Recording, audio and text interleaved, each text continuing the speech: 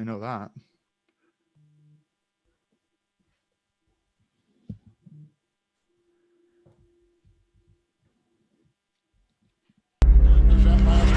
Second down 10. And what a catch by Mims. He got it. If he has good technique, he will be elite. If his technique becomes great, not just good, then he's a Hall of Famer. Going down again. And it's Q. Red Williams. Fighting through contact, fighting through offensive line, being a double team, multiple moves stacked into one, just a play of pure domination. This is actual film. This is actual football talk. It's a football show. We're supposed to talk football, not storylines.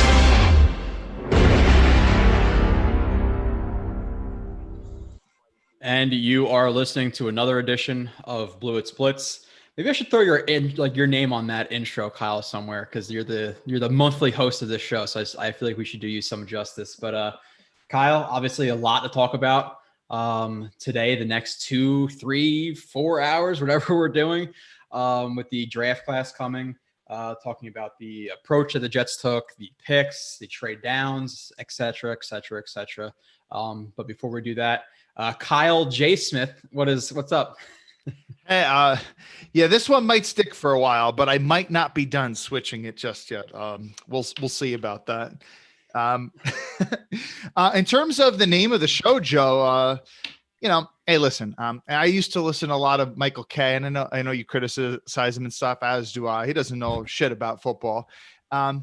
But, I used to listen to him a lot back in the day, and dude, Don LaGreca has been co-hosting with him for like over 10 years, and it's still just called the Michael Kay Show. So, and they've talked about it before. It just is what it is, Joe. So you can just keep it as Blewett's Blitz. I understand. I can accept that. It still might be Blewett's Blitz, but I might have to throw your name just into the intro, like an alternative intro with a W/Kyle Smith or whatever you're going to change your name to, which, by the way, I don't think your new Twitter handle made it a show. Like, you changed it, I think, after the last show.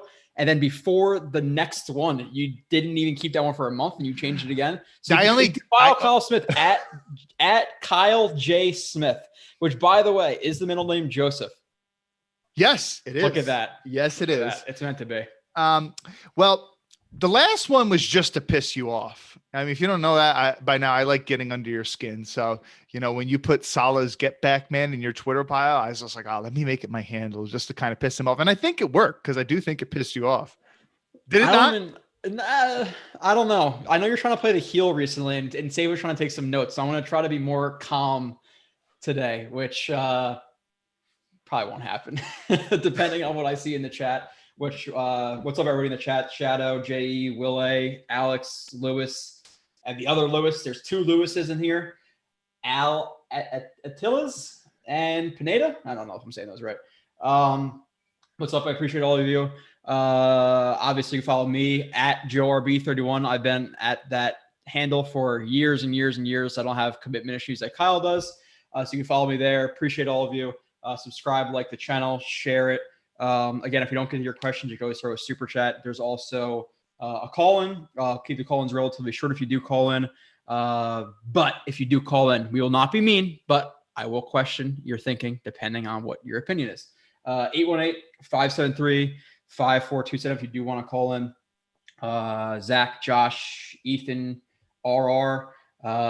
Appreciate all of you. So, Kyle, let's get into the draft class. That's what we're going to hit first. We're going to hit that. We're going to hit some UDFAs. We're going to hit thoughts on Salah and holes and free agents and where our roster kind of stacks up in the league compared to other position groups. We're going to talk about cap space. We're going to talk about a ton of things. So before we get into the draft class, one, what did you do for the draft? And then 2, like overall feeling on the class without getting into specific players, but how you kind of feeling coming out of this class and kind of the approach that the Jets took?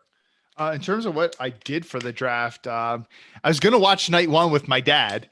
My dad's a big Kansas City Chiefs fan, lifelong Kansas City Chiefs fan. And then when they made the trade for Orlando Brown, he's like, yeah, I'm not going to come over and watch the first because we don't got a first round pick anymore. So I didn't watch the first round with him, just watched it with my wife and had, some nachos and some tacos and stuff. And, just watched day 2 also with my wife. Most she's ever watched from the draft. She's always kind of watched here and there, but she actually, kind of watched the whole thing with me, which was pretty cool. I was maybe going to watch round 2 with you, but I don't know if you actually did anything for it. Maybe you were working or something. I jumped on a couple of live stream. And, gotcha. Dude, my problem is like I have insomnia, so like I got like 3 hours of sleep, and I just wake up. Is that because of your work schedule? It's because of the work schedule, and it's also because I wake up and I'm like, oh, I gotta do Vera-Tucker film. Oh, who are they gonna draft today? Like my mind will run. Like I'll think about like what bread I should get to the food store. So like when you have a draft class of 10 guys and what the film I have to do, like I just can't sleep. It just is what it is. So I was beat day 2, and then day 3 I was pretty beat too, but I caught up a little bit. You're a machine, man. Dude, I can't run on that many. I mean, there are certain times when I was in college and I was working security, my sleep schedule is shit. But when I get bad sleep, I cannot drive very well. Like I'll drift off the road. Dude, trust me. There are some days where I'm driving and it's 5 o'clock in the morning and you doze off a little bit and you wake up, you're like, whoa, all right. Like, let me stay in my lane. Yeah, that happens. So I try not to do that anymore. But what's up, Pete? Draft was pretty good. Hey, Joe, do you got the super chats on? I don't know. Why does somebody say we don't? I don't know. I'm just curious because that was pretty cool last time when that happened. So I was just wondering. Oh yeah, no. I think we have it activated. We should. If not, I really don't know how that works on the. Yeah, it's on. Okay. The voice from above, Sabo. So I am here. Yes. So we literally, dude, with my schedule, like I think this week I went back to back 4 hours. And then I hear people and it's like funny because like my sleep schedule, like I go from one day from waking up at 6 o'clock at night to the next day waking up at 8 o'clock in the morning. And then I hear people like, oh my God, I took a trip from California to New Jersey. That jet lag, it's been affecting my sleep schedule for 3 days. I'm like, soft. People are just very soft. But overall thoughts on the class. One great draft weekend. I love the positive reaction overall from Jets fans. It seems like everybody is generally positive. There are some questions about the trade up, not having the third round picks, some of their approach in the later rounds, which we'll get into generally. But overall, I think the Jets fan base is really positive.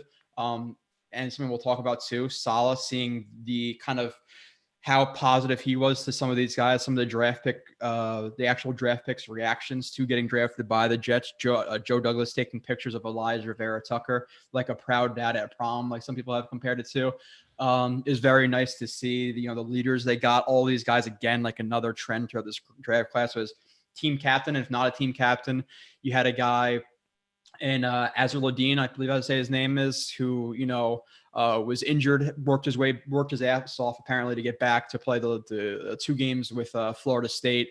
Would drive to the games where you didn't have to, and to give leadership, I guess like talks and stuff to younger players and things like that. So again, another trend of leaders and things like that. So really excited overall for the class. But Pineda, I sounded your name right.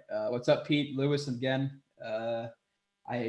Lewis said he hated this draft till I did my homework. Now it makes so much flicking sense. I don't know if he meant flicking, but overall we like it. So let's go through the picks, Kyle. And we could delve into these players as much as we want or we don't want, if we want to ignore them, whatever. The second pick in the draft was pretty, expected. But still, when the Jets are counting down, it's so funny to like the Jaguars. Like everybody's like betting like the live unders and overs for the time that it takes. And you always know it's going to go below 3.5, 4 minutes, because obviously the quicker the draft is, the less commercials the NFL gets. They're going to, they have to tell teams to wait. Like even if they put the pick in at 9:99 on the clock in the first round, they're not going to say it's in and announce it until 3 minutes left. It just is what it is. There's no sense in them wasting money. But and if you watch NFL Network, Rich Eisen knows what you just said, but he'll still be like, they've had all this months to do this research and they're still taking all this time off the clock. Are they thinking about someone else? It's like, no, Rich, shut up. Stop trying to play up the drama. Yeah. But, some people still believe that crap or whatever. If you don't mind, before we go into like specific picks and stuff, I just like to say and I said this to you through text message, you like to think, I think this is the case for both of us, that as you get older, you learn a lot more about the game and how the league works. And I think that's true for both of us. B, I think you become, your bias clouds your judgment a little bit less. I know that's been the case with me too. At the same time, I try not to be one of these black-pilled, woe is me, Jets fans. Oh, same old Jets, will never be good. We're cursed by Joe Namath making a deal with the devil, because that can also cloud your judgment, because you will see some people who will automatically always take, oh, the Jets suck, negative type of thing, to make it seem like they're not biased. But I think I can honestly say I've been following this team very closely since 2009, Rex's first year. It's the first season I watched every 16 games. And I think you were doing that even before me. But since then, even when you factor in that I've become more objective about the team and stuff, I think this is the most pleased that I've been with the draft and probably optimistic about the team's future. I think that I can honestly say that. Yeah, minus 2009 after going to the conference championship, then largely bringing back the same team that year. Yeah, but I specifically kind of like hitting on the draft too. Like 2010, we had 3 picks in the draft that year. So it's kind of hard to walk away from that draft thinking like, oh, we had a great draft class, you know, when you only have 3 draft picks. Yeah, and especially like I was following the team then, like obviously watching all 16 games, but like started like following like absurd level. But probably 2010, 9. I would say, but I was watching before that, every game before that, and it started doing like film breakdowns and shows like what, 16, 17 ish. No, you definitely started at least in 2015. Cause I can remember, I'm pretty sure that's when you and I got in contact and you were already posting some, Jesus, it's been 5 years, 6 Calvin years. Pryor stuff or whatever. Yeah. Dude, Calvin Pryor, I love that. I love that pick too, because like, again, I didn't really know too much. And I wasn't really looking into these guys, but big Brian Dawkins fan myself, and then seeing a hard hitting safety, the dreads, all this stuff, this swag. I was like, oh, this is the guy. First year, solid. Second year, my God, like he was just so bad. Yeah. Strange. But yeah, so the first pick of the draft, again, the clock is counting down, and there's always the doubt in your head because of the whole. Baker Mayfield was, supposed to go to the 3 at the Jets, all this stuff. There's always the doubt in your head that they're not going to take the guy you wanted, which the guy we both wanted was Zack Wilson. Obviously, his name gets called. You got to love him coming out, high-fiving the fans. Some of the videos of him like around the draft were definitely kind of funny in terms of like him being like a little kid and all this stuff. But overall, we're happy with the pick. We wanted it to be him. I feel like he's a much better fit for the Jets, and I have him have a decent chunk, or I have him higher graded, a decent chunk bet, like better than Fields in my opinion. Like again, I would like Fields, but there's a reason he fell. And I don't want to get into the whole thing, whatever, with like people getting to those topics about Fields versus Wilson and why he's falling. You know what I'm insinuating? I think if he was as good as some fans thought he would, or he was, somebody would have traded up to 4, somebody would have traded up to 5, somebody would have traded up to 6. He fell until what? 10, 11. And the fact is teams with decent QB questions passed on him when they fell. The Panthers, the Lions, the Giants, the Falcons, even the Falcons. To a certain extent. The Falcons, you can't tell me that any of those teams aren't at least somewhat questioning their quarterback situation. Yeah. So if he was a slam dunk prospect, like some people were saying that he would have been drafted again. I had Zack Wilson fairly above him. Even though I wouldn't have been, mad with Fields, but that more comes from me being, I wouldn't be mad with Fields if Zack Wilson didn't exist. But because Zack Wilson's in this draft, if they took Fields, I would be pretty disappointed, to be completely honest. But yeah, okay, 11, the Giants spot, because they the Bears traded up to 11 from like 20 or 21. Whatever they were. So, Zack Wilson, the pick. What do you think? Have you watched any more in the last month? I know you've at least watched my shows. I know you've done a little bit more yourself. So yeah. So I watched, before watching anything that you put out about Wilson, I watched 14 of his coaches' films. I think it was 8 games from 2020 and 6 from 2019. Yeah. So I already had a really good idea of Wilson. And then after I started watching him, after I watched him all on my own, I watched JT O'Sullivan's breakdowns of him, and then some of Mark Schofield, and then I watched your stuff. So I feel very confident that I know what Zack is and what he can be. I look forward to watching the other stuff that you're going to put out about him. I mean, there's never been able to break down this much. Thankfully, for all the people who sent me all the coaches film that I got, I've never been able to break down a quarterback prospect as much as this. So I was thoroughly happy with that. But I am super ecstatic at what this kid could be. And, Michael Nania, co-owner of Jets X Factor, put out a great tweet probably a week plus ago about, how basically Wilson's situation is much better. And he was comparing, Darnold's starting slot receiver his rookie year, Darnold's number 2. I want to do that in a little bit too. And Zach's just got all the advantages and stuff. And then Zach's going to have another, and this was before the draft. And in the draft, what happened? We took on many people's boards the number one interior offensive lineman and a borderline round one caliber receiver who, by the way, which I know we'll get into, he fits a different kind of profile of this offense that they don't have. Like this offense, now they are multifaceted, right? Like you got, and I know we'll probably get into this a little bit more. Davis is going to be a beast over the middle, catching deep digs and things like that. Different other kinds of crossing routes. Mims, I think you can run so many different kinds of routes with Mims. I know he needs to, refine some of his different types of routes and stuff, but he's your guy who can go up and get the ball for you, Allen Robinson style. All right. Crowder, slot guy, quicker than fast. He's going to be hard to, cover on, slants and whip routes and things whip routes and things like that. And now Moore, you're not going to give an end around to Crowder, but you'll give an end around to Moore. But Moore can also beat you deep too. And this dude's really good at running like things like sluggos and stuff.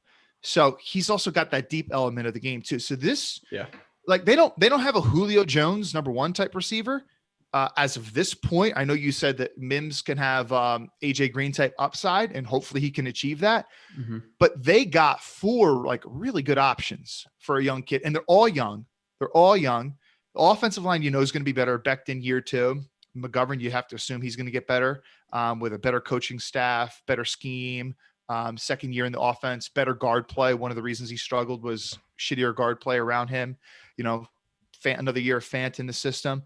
So Wilson's walking into a much better situation. And as far as I'm concerned, I think you said you like Wilson better than Darnold. For me, I significantly like Wilson better than Darnold. I'm not saying like he's like immensely better than Darnold, but for me, there's a good distance for me. Kind of like I almost like the distance that you view Fields and Wilson. Like for you, it's a pretty big gap between those two. I kind of view it the same way. So, dude, I'm really, really, really excited about what this team could do. Yeah. And I especially like learning more, especially 3 years of learning based on what I thought of Darnold and what I kind of not being biased and like looking like Monday morning quarterbacking, but like how I should have viewed him, like the turnover problems, the smash concepts that you consistently talk about, all that stuff. Like Zack Wilson just has a lot more natural ability, a lot more processing power, a lot quicker of a release. Like there's a lot more things that are really important to me in quarterback play that Zack Wilson is significantly better at than Darnold. So I think Zack Wilson coming in is a much better prospect based on how I look at prospects. So happy about that. Some people in the chat, they're mentioning Keelan Cole is a 5.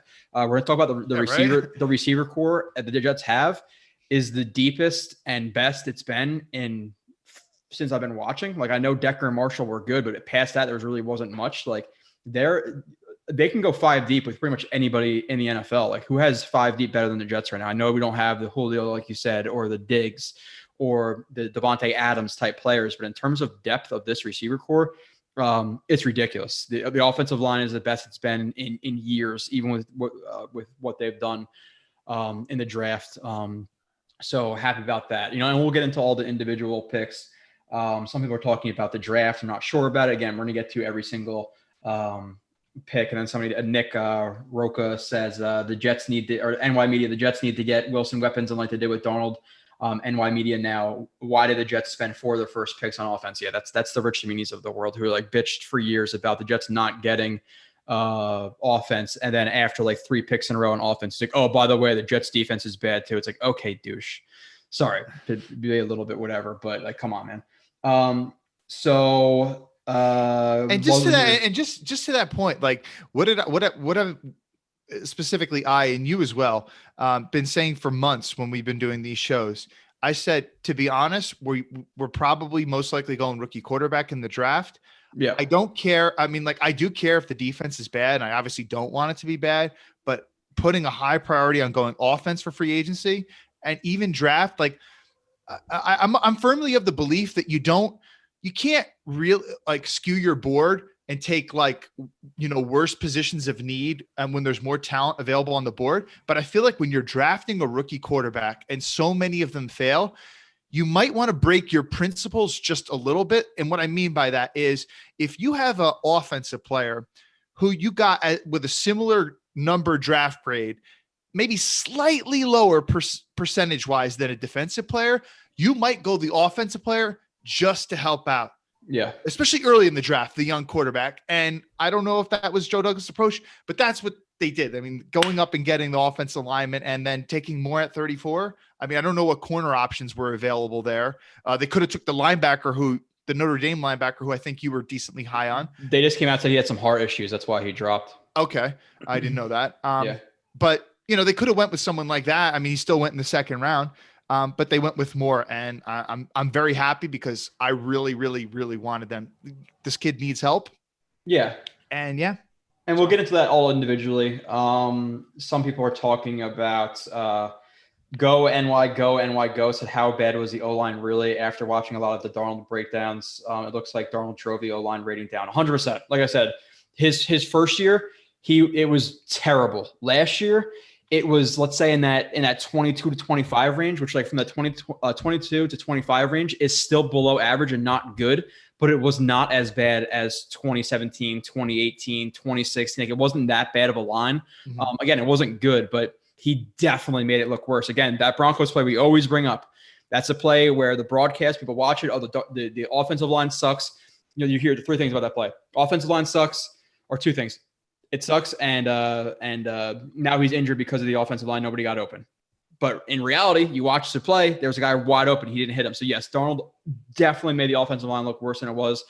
Just go back and look at some of the running lanes that were open for Ty Johnson and Josh Adams. They weren't breaking a ton of tackles. Like, they were just hitting holes. So the offensive line was not bad or as bad as some people think it was. Now with this, with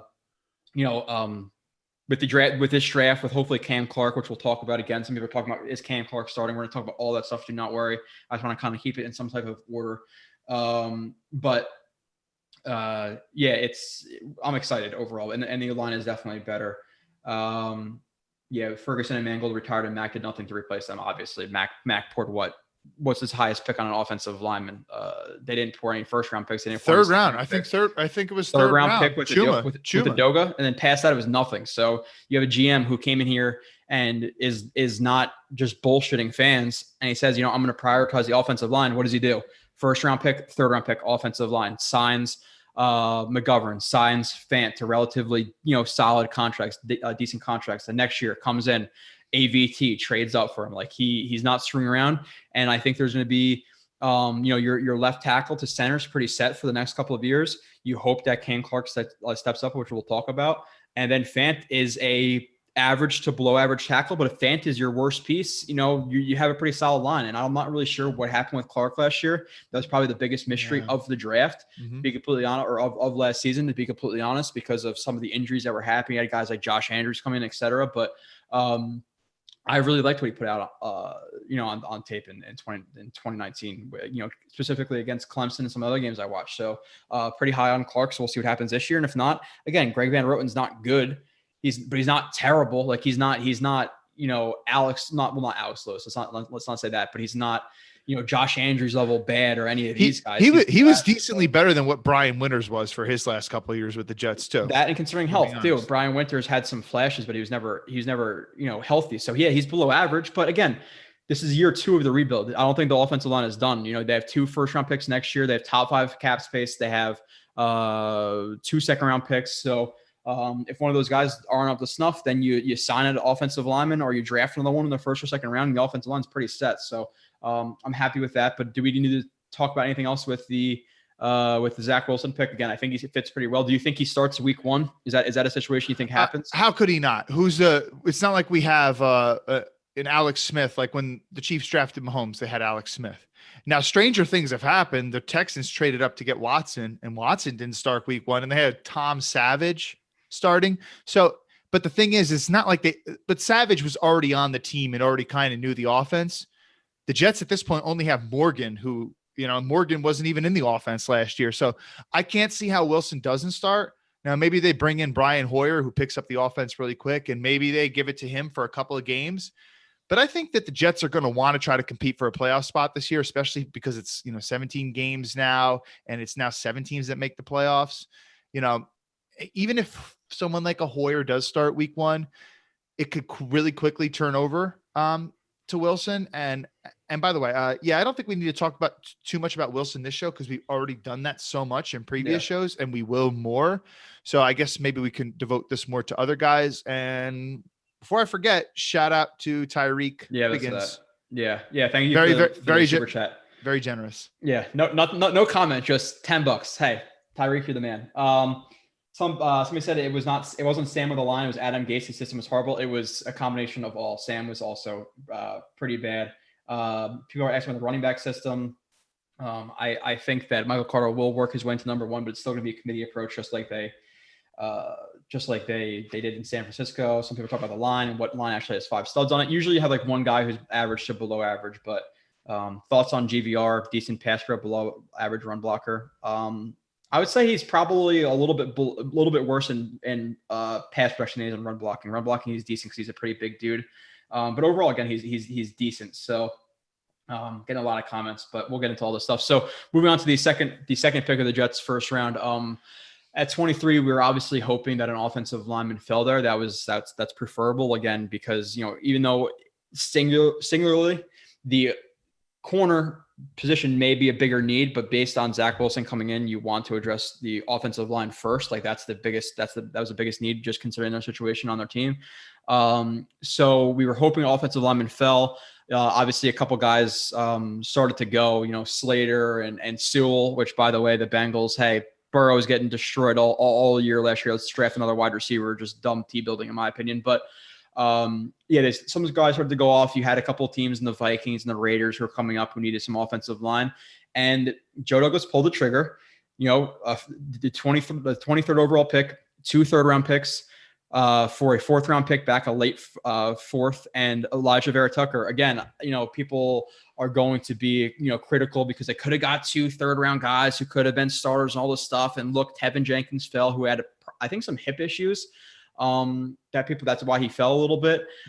So what are your feelings on the trade up, and then what are your feelings on Alijah Vera-Tucker? Because again, I'm praising it because you have a guy who just drafted a quarterback at 2. You had an extra couple of picks. You have a ton of picks next year. You have a ton of capital next year. He saw a guy who he had it rated as that red chip or that red star type player that the Jets use, which is basically the blue chip prospect, the top 10, top 15 guy in the draft.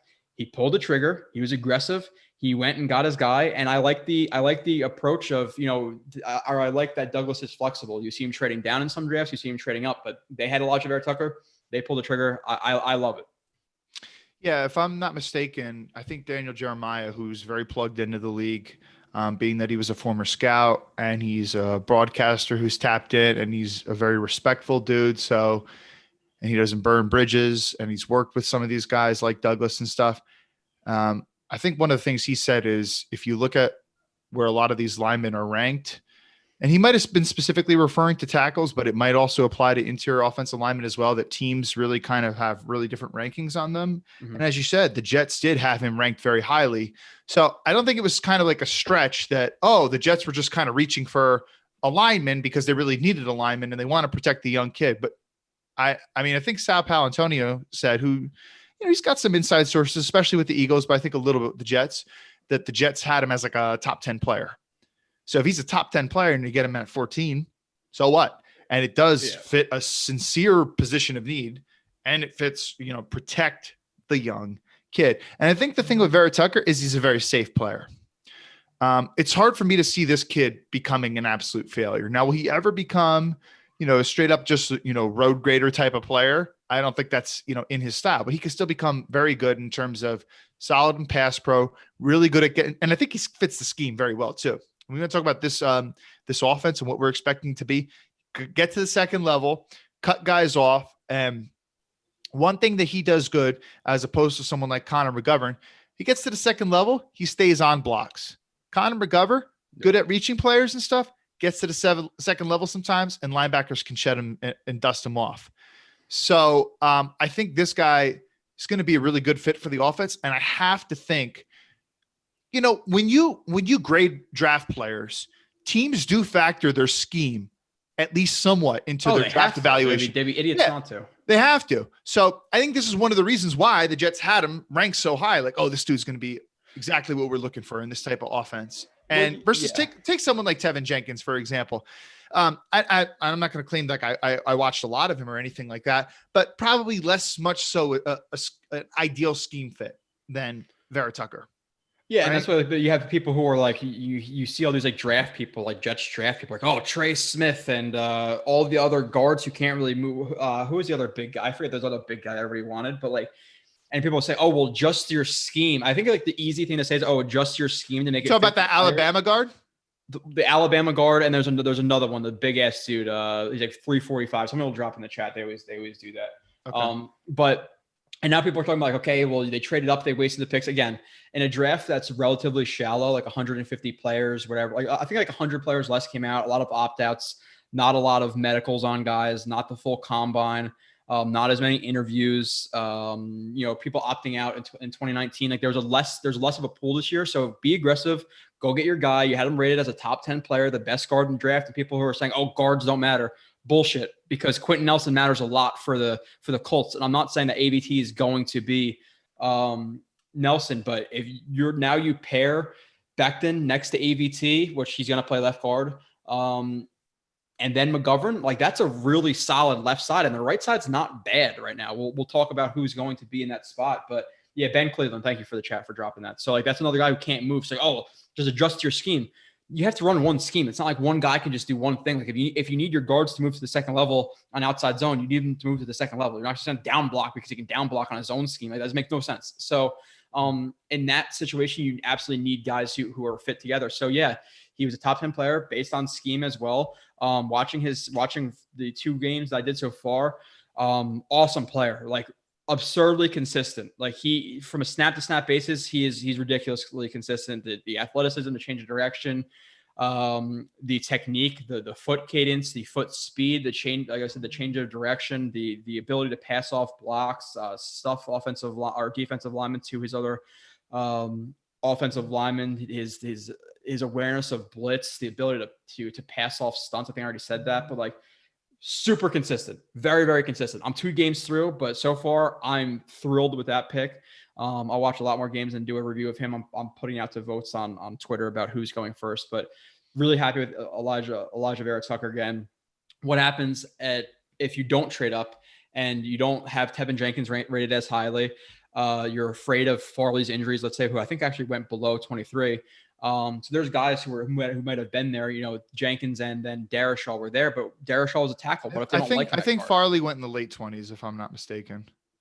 I think he was like 20, 21, 22, 23. I think he's right around there. I could be wrong. That's again, a lot of players went different places, but yeah. I think he was right there. Someone will drop it in the chat. Oh, 100% someone will drop it in the chat. So yeah, I don't, I get like being Monday morning quarterback and say, oh, you could have had this guy, you could have had that guy, but it's process versus results. And him seeing that it's only going to cost 3 first or 2 third-round picks, and then you're getting a 4th back to go up and get a guy who could think would be an elite guard, is fine with me. And Kyle, like, what are like people are talking about that now? Like, I know some people are mentioning it in the chat. Yeah, 22 to the Titans. Yeah, so he went before the Jets. So you had you had a bunch of guys who went before the Jets could have taken him. But what are your thoughts on, okay, Alijah Vera-Tucker comes in, plays well at guard, Fant's gone next year. Do you try to play him at right tackle? Because my opinion is if he comes in and he's showing that he could be a Pro Bowl, all pro level guard, keep him at guard. Like guard is very important too. And then you can address right tackle in the future because some of his questions with him at tackle, and I haven't watched a tackle tape of him yet, which I will because I've only watched 2019 so far, is the short arms, shorter arms for a tackle. So it's a lot harder to thrive on as a tackle with shorter arms just because of long arms, having to cover in space, like things like that. So I think if he comes in and he shows that he's a Pro Bowl level type guard in year 1, or at least the projections to that, keep him at guard. I'm completely confident. I wouldn't even think about moving Matt. Plus, he played left tackle last year, but that's not right tackle too. So you're gonna consider moving him like 3 times in a matter of several different years. I wouldn't do that at all. Yeah, exactly. You're switching sides, and then what if he goes to right tackle? You hurt his confidence. He's not as good there, and he goes back to left guard, and he's a little bit shook. Like that stuff happens. So if he's playing at a great level. Again, Quentin Nelson, all these guys, they matter if they're good at their position, wherever the position is, and especially offensive line, like him and Becton. Again, people are saying run left. I'm fine with that. Like, keep running left. Dude, I mean, just think about how much better they were running left last year than right. And now you're adding this guy in the left. It's like, oh my gosh. Yeah, exactly. And it's great too that you can run left because, something that people haven't really talked about is what hand is Zack Wilson, right? So you'd rather have him rolling out to the right. So those stretch lefts roll out right, naked bootlegs is going to be crazy this year. But by the way, even if Zack Wilson boots to the left, he's already going to be, I'm saying it right now, I don't give a shit if it's hyperbole. Zack Wilson, talent-wise, is a top 5 quarterback rolling and throwing to his left. Oh, yeah, because of the adjusted arm angles, the ability to throw off platform. Awesome. And I'll say it again. I don't care how many times I'm going to say it. The people who try to compare, I know it was a pro day type of throw, but you could see other types of similar throws on Zack Wilson's tape. People tried saying, "Oh, Zack Wilson's pro day throws overrated." And then when Fields was rolling to his left, he threw to his left. It was an absolute dime, but it was rolling to his left. Zack Wilson rolling to his left, quick speed, launches a ball to his right, but on such an angle and trajectory, and hits the dude in stride. And it's different than, like, Sam was rolling to his left, through to his right, but the angle and the trajectory is way different. Mm-hmm. And it was kind of like a flick of the wrist type of thing. It wasn't as far downfield. But again, that was a hugely, insanely impressive play by Sam Darnold. And that's why people, still had hope in Darnold. But Zach rolling to his left, I mean, and that's why teams love this kid. That's why the 49ers would have taken Zack Wilson over Trey Lance. He does shit that not many guys who are already in the league can do. And I got to be honest, Joe. Trevor Sikkema, Tampa Bay Trey on Twitter, one of the Draft Network guys, he already put out a new mock draft for next year. And he had the Jets as like a top 3 pick. So I clicked it because like what is it? I can't, whatever the base image is of it. I forget what it's called. It was the Jets drafting the edge rusher from Oregon, who's an insanely talented player with like a really quick get off. Yeah. And I was like, the Jets drafting that high. And, it was like 3 quarterbacks in the top 5. And I was watching this dude from USC when I was watching Vera-Tucker's film, Slovis or whatever his name is. And I was watching some of the dude from UNC, who's also, they're both projected to be top 5 picks, when I was watching Michael Carter's tape. And I was like, I'm sorry, neither of these guys are talented than Zack Wilson. And I can say that right now with confidence. And I was like, dude, I'm happy we got this guy because, and I'm not going to act like I watched the dude from Oklahoma yet. I doubt he's more talented than Zack Wilson. Really doubt it. Appreciate you a lot. Busted Knuckles on our super chat says, Joe, thank you for all your hard work over the years. I've been a long time fan, learned a lot from you. Kyle, well done on Sam. He sucked here. You called it. Thank you, Busted Knuckles. Much appreciated. Some people mentioned, go ahead. You want to comment? Go ahead. I just want to thank him. I do like running the victory laps about Sam Darnold. I'd be saying I lie if I didn't. I did want him to succeed here. And I guys, I'm telling you this right now.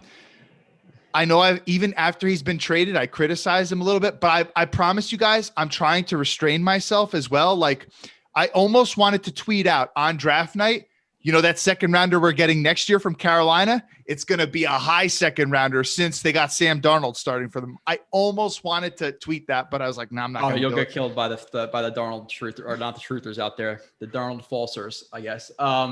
But yeah, appreciate you. Let me talk about Zack Wilson or Zach Martin, obviously a really important guard as well. And then some people are talking about his agent bitching that he's not going to be a right tackle. But listen, if he's an all-pro left guard, a Pro Bowl left guard, he's gonna get plenty of money. Tooney just got $16 million. So when his contract is up in 4 years, if he's at a similar level, he's gonna be getting $20 million plus a year. I think they'll be completely fine with it. So some people are talking about Elijah more. We have a caller on the line, at least the last time I looked. Okay. We'll bring in the caller real quick and then we'll go on to some of the other picks. Vito, I believe is the name. I don't think this is our Vito, but from Palm Beach in Florida. Vito, can you hear us? The Jet X guy's Vito. Yes, I can. This isn't our Vito. Yes, I know Vito. I know this is Vito. I know our Vito's voice, but Vito, what's up, man? I'm doing good. How about you? Doing all right, man. Really excited for the draft. I know Kyle's pretty excited for the draft. So you're calling in to talk about the draft. I don't think you're going to be talking about free agency or anything like that. But what are your overall feelings on it? I'm just surprised that we're actually just moving in the right direction and actually doing something right instead of, everybody laughing at us. Yeah, for sure. Now what's your favorite pick of the draft, or like your, I guess your most like surprised pick that they were there, your favorite one? Like, obviously you're going to like Zack Wilson. I'm assuming, you might like Alijah Vera-Tucker, which if you like the trade up, then great. But like, what's your most favorite pick of the draft? Like your A+ grade? I would say Michael Carter, since where we got him. And I know that like Joe Douglas and everybody in the Jets, they really liked him and they were really praying that he would still be there. So I've watched some film on him, and I think he's going to really fit in day one and help, make the O-line look better. Yeah, I just watched his first game. Where did I literally just watched before we streamed, though. I woke up and watched his game against Syracuse, and I'm pretty high on that one game that he played. Obviously, I got to watch the rest of the film. But yeah, I'm a fan of that pick again. Running back was not a position I wanted in the first, second round. The ETNs, the Najee Harris's, the Javonte Williams out there. I didn't want them, but the fourth round was kind of when I was speaking about. There's some background noise from you, Vito. I don't know if that's.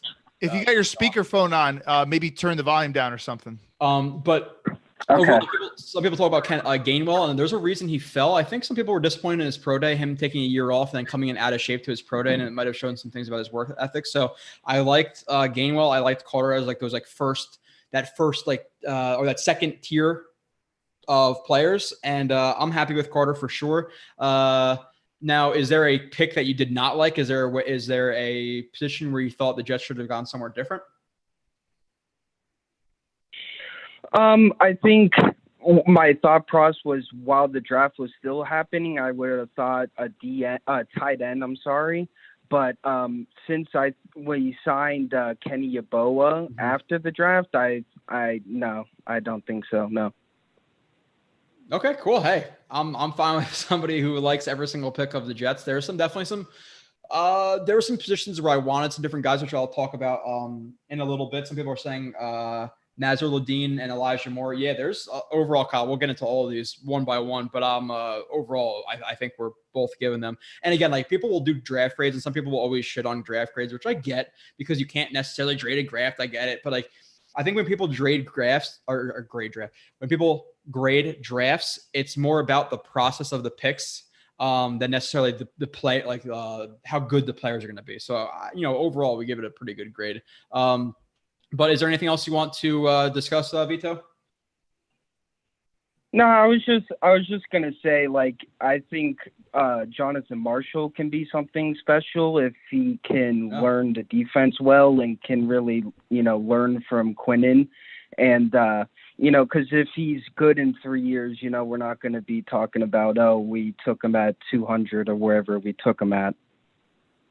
Yeah, for sure. And like my usual philosophy, like later in those rounds, is taking the guys who are absolute athletic freaks and hope they amount to something. And you're looking at a guy who was like in the last 20 years, 2 out of 1,400 defensive tackles in the relative athletic score. So they took a swing for the fences on a guy who's absurdly explosive. And if it works out, then great. You have another guy on your defensive line who can come in as a rotational player. So I like that pick. I know a lot of Jets fans see defensive tackle and they lose their minds, but overall you're banking on that athleticism. And if he comes in, for 30% of the snaps, and can create some pocket push and things like that, I'm completely fine with it. Kyle, I know we'll get to that pick in a little bit, but do you have the same kind of philosophy with that pick, or? Which pick? I'm sorry, I got distracted by the Giants troll in the chat. The last pick, the defensive tackle, Jonathan Marshall. Oh, I hated that pick. I just watched his film before I got on the show with you. He sucks. Oh God. Okay. Well, we'll talk about him. We're gonna discuss that in a little bit. But Vito, we appreciate you calling in, man, and hopefully you'll call in again soon. Yep. Thank you for having me. Yep. All right. I'm surprised by that take, Kyle. You want to talk about him right now, or do you want to wait? Yeah, we can do it now. We I don't want to completely change up the queue, but go ahead. Okay. So I only watched one game of him. He's a late 6th round pick. So, and time's limited trying to get as much film watching in as you can. So it's one game and it's hard to judge a player just by one game, but And admittedly, Arkansas played him in the wrong spot. They played him as a nose. I watched him in what game was it? I'm having trouble remembering the game off the top of my head right now, but he played nose the majority of the game, straight up nose. And he's like 310 pounds, so he shouldn't be playing there. But the dude, every time he gets doubled, he's getting completely washed out of a gap. Completely. He doesn't play well with his hands. He gives dog shit effort. And I was thinking at first, because like the way that they rotated their linemen, they played him for full series. Like he'd play a full series and then he wouldn't be in like the next series. He played. And at first, the first series, I was wondering, okay, he's been in every consecutive snap, so maybe he's just winded. But then I kept watching. It'd be a fresh series. He's been off the field for a while. He'd come in and he'd give really shitty effort. And like I said, he doesn't use his hands well. I think that pick is straight up. We're drafting a guy with crazy athleticism, and we hope we can coach him up and develop him because his tape really doesn't warrant a pick. I'm sorry. He's just not a good football player at this point. Yeah. I'm going to disagree with you there just in terms of like it being a terrible pick, because I don't think they're looking at the technique and all the stuff you just talked about. They're banking again. It's the athleticism. And later in these drafts, you want to take guys with crazy athleticism.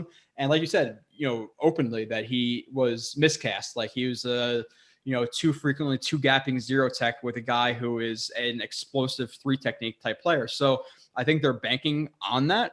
Yeah. And hopefully they can change the technique. Again, I don't think anybody in the 7th round is going to have fantastic technique. So I'm okay with the pick. Now, did I absolutely love it? Like, would I have liked whoever, a Dax Malign there or something, maybe a little bit more, or depending on the board or in the 6th round. I have to look at the board and say who I'd have had over him. Yeah, there's probably a player or two, but them banking on a guy again, who in that RAS score finished 2 out of like 1,400 D tackles in the last 15 years, whatever it is. I'm okay with it. And like you said, and I've seen some reports that he doesn't give full effort and things like that. So, but if he's a rotational player, 25%, we'll see what happens. Yeah, of course, it's funny that the draft just happened, and a Giants fan is more interested in coming to a Jets stream than going to Giant streams. Have fun with Daniel Jones. Daniel Jones will be replaced this year. Then your GM gets fired, your coach gets fired. You're rebuilding the entire thing, and you have too many old players in your roster. Have fun. And by the way, they have to make a decision soon on Saquon Barkley's 5th-year option. They're going to give it to him. Dude, imagine paying a running back. What is it going to be? 20-something million guaranteed with a $20-something million cap hit for a running back who's just coming off a season-ending injury. Who got 1 yard versus the Jets a couple of years ago, and he's such a stud, right? Yeah. On 13 carries? Yeah, 13 carries, 1 yard. Yeah, that's have fun with Daniel Jones. But he's bringing up all the stats against Wilson, because Wilson doesn't beat all these good teams because he's playing on BYU. If he was playing on Ohio State or Clemson or Alabama, he might have a better record for some of these good teams. That's something I'm assuming he's not considering since he just Googles stats like an idiot. But let's move on to the other picks. Hey, Joe, take it easy on Daniel Jones. He's good at pulling the ball on option keepers. Yeah, and then he'll run for 10 yards and fumble it. So we have another caller. We'll bring him on real quick. The name is Carl. I'm not sure what they want to talk about, but Carl, what's up? Carl? Yeah, Carl. Is your name Carl? It says Carl on my screen. I don't know if your name is Carl. It's Anthony. It's Anthony. It's okay. It's Anthony. Okay. I don't know why. I don't know why it says Carl, but what is up, Anthony? Well, I recognize Anthony's voice. Oh, good. Well, I just have a question for you guys. The way I think about the draft. In the first round, they gave it to 2 third rounders. Mm-hmm. But to me, it seems as if Michael Carter is a solid 3rd round pick. Mm-hmm. So to me, is as if they never lost at least one of the 3rd rounds. Do you guys think of it that way? Go ahead, I Kyle. think they got good value for Michael Carter. To me, I watched about 3 of his games. He seems like a 3rd, 4th round player, really solid. And the thing about running backs is too, like so many running backs, whether it be a James White or a Devontae Freeman, so many guys in those mid rounds can succeed. And they actually player comped him to Devontae Freeman. He's going to be a solid player for this offense. He can pass block. He can catch out of the backfield. He's going to be a scheme fit. He's a tough worker. I think high character from what I heard. So, the Jets got a good value for him there. And going back to the Vera-Tucker thing, they gave up 2 third rounders. I didn't get to fully flush out my point before. Sometimes I do this where I forget, but I was saying Vera-Tucker is a very safe player. And I think the thing is, once you start to get in drafting any player could be, there's tons of first round busts, but especially when you get in later rounds, third round, how many third round picks bust out, right? So you give up 2 third rounders. Yeah. What's the probability that either of those guys could become really quality starters? So if you go up and you get a good interior offensive lineman, who's very safe, you're set for maybe the next 10 years. And by the way, if I'm not mistaken, correct me if I'm wrong, Joe, or anyone else in the chat, think about the last 3 first rounder offensive linemen that the Jets took. If I'm not mistaken, Vera-Tucker, and then, excuse me, Mekhi Becton, and are we going all the way back to DeBrickashaw and Mangold? But it seems like first round pick. Yeah. Every time the Jets draft offensive line in the first round seems to work out pretty well. So, listen, you just look at it like, okay, it's you had a third round value on Michael Carter. I think past the first 3 guys with Javonte Williams, with Harris, with Travis Etienne, he was that 4th guy, especially considering the questions about Gainwell. So you got the 4th best running back in the draft in the 4th round, who's a scheme fit, who can pass block, who can run routes, just like Kyle said. So he's an all-around guy who's going to be successful, in my opinion, in this offense. And again, like, people are butthurt about third round picks, but if Alijah Vera-Tucker is an all pro bowl type guard, is anybody going to care about the third round picks in 2 years when it's him and Becton dominating on that left side? I don't think so. So again, they pulled the trigger on something they wanted. A really safe player, like Kyle said. I don't think there's much projection with that pick. His technique, his speed, his foot kick, all that stuff I was talking about, which I'll do a breakdown of, is top notch. So I don't think he's going to bust out. I really severely doubt that. So I'm cool with the pick again, and it shows that Douglas wants to build around this quarterback, and it's great. So you kind of have the same thoughts, Anthony, not Carl. I do. And one last question for you guys. One, I think Mike Carl's going to be good for the play action. That's why I was hoping that he would last for the 4th round. I think that's going to be that's going to help out Zach a lot, And also, just one more question for you guys. With the 34th pick, would you rather, Tevin Jenkins, would you rather him be there, or Elijah Moore is just fine, which is going to work out fine anyway? It doesn't matter. Kyle, want to on that? For the old that's a great question. Great question. Admittedly, and I'm not going to ever try to pretend like anything different. I've been saying that I'm not a draft guy. I said this last month when I was on the show. So, there's hundreds of draft prospects, and even the guys who the Jets, realistically might take, I might only watch very little of them. So I'm not going to act like I watched a lot of Elijah Moore or Tevin Jenkins, just very, very little of both of them. But just based on what I did watch and what I was hearing about both, I personally at that point would have gone Tevin Jenkins, because I really want to build a beast of an offensive line for the young quarterback. Just think about Dak Prescott. Dak Prescott was a 4th round pick. All right. Dak Prescott had lots of flaws coming out of college. This was not a polished prospect, but he had a great offensive line early on in Dallas. And that helped him become and mature into a better passer, because he wasn't getting, shell shocked early on in his career. So I think that always having a solid offensive line is really, really good for a young quarterback. Of course, pass options as well. Joe was just making the point 10, 15 minutes ago about Joe Burrow and how they took Jamar Chase instead of Penei Sewell, Yeah. And Joe Burrow, he showed promise last year, but he was getting killed, and is this knee injury going to derail his career? Maybe. We don't know yet. So personally, I would have gone Jenkins, but maybe I'm not the best person to ask, because I didn't watch insane amounts of both of them. But I will say I've been watching more, and this is definitely one of my favorite picks. I really, really love the pick because I like the player, but I just really like how the player is going to fit into what they're doing. Yeah, and I think some of these picks, they might show a little bit of faith in Cam Clark too. Like maybe they like Cam Clark as the right guard. And if they don't feel that Jenkins fit, I think there was like a chronic hip issue or something that he had. So if they're not comfortable with the hip, I'm okay with it. And again, it might be preference, but you're looking at a guy in Moore who was he adds something to the offense that we don't necessarily have, which we'll get into.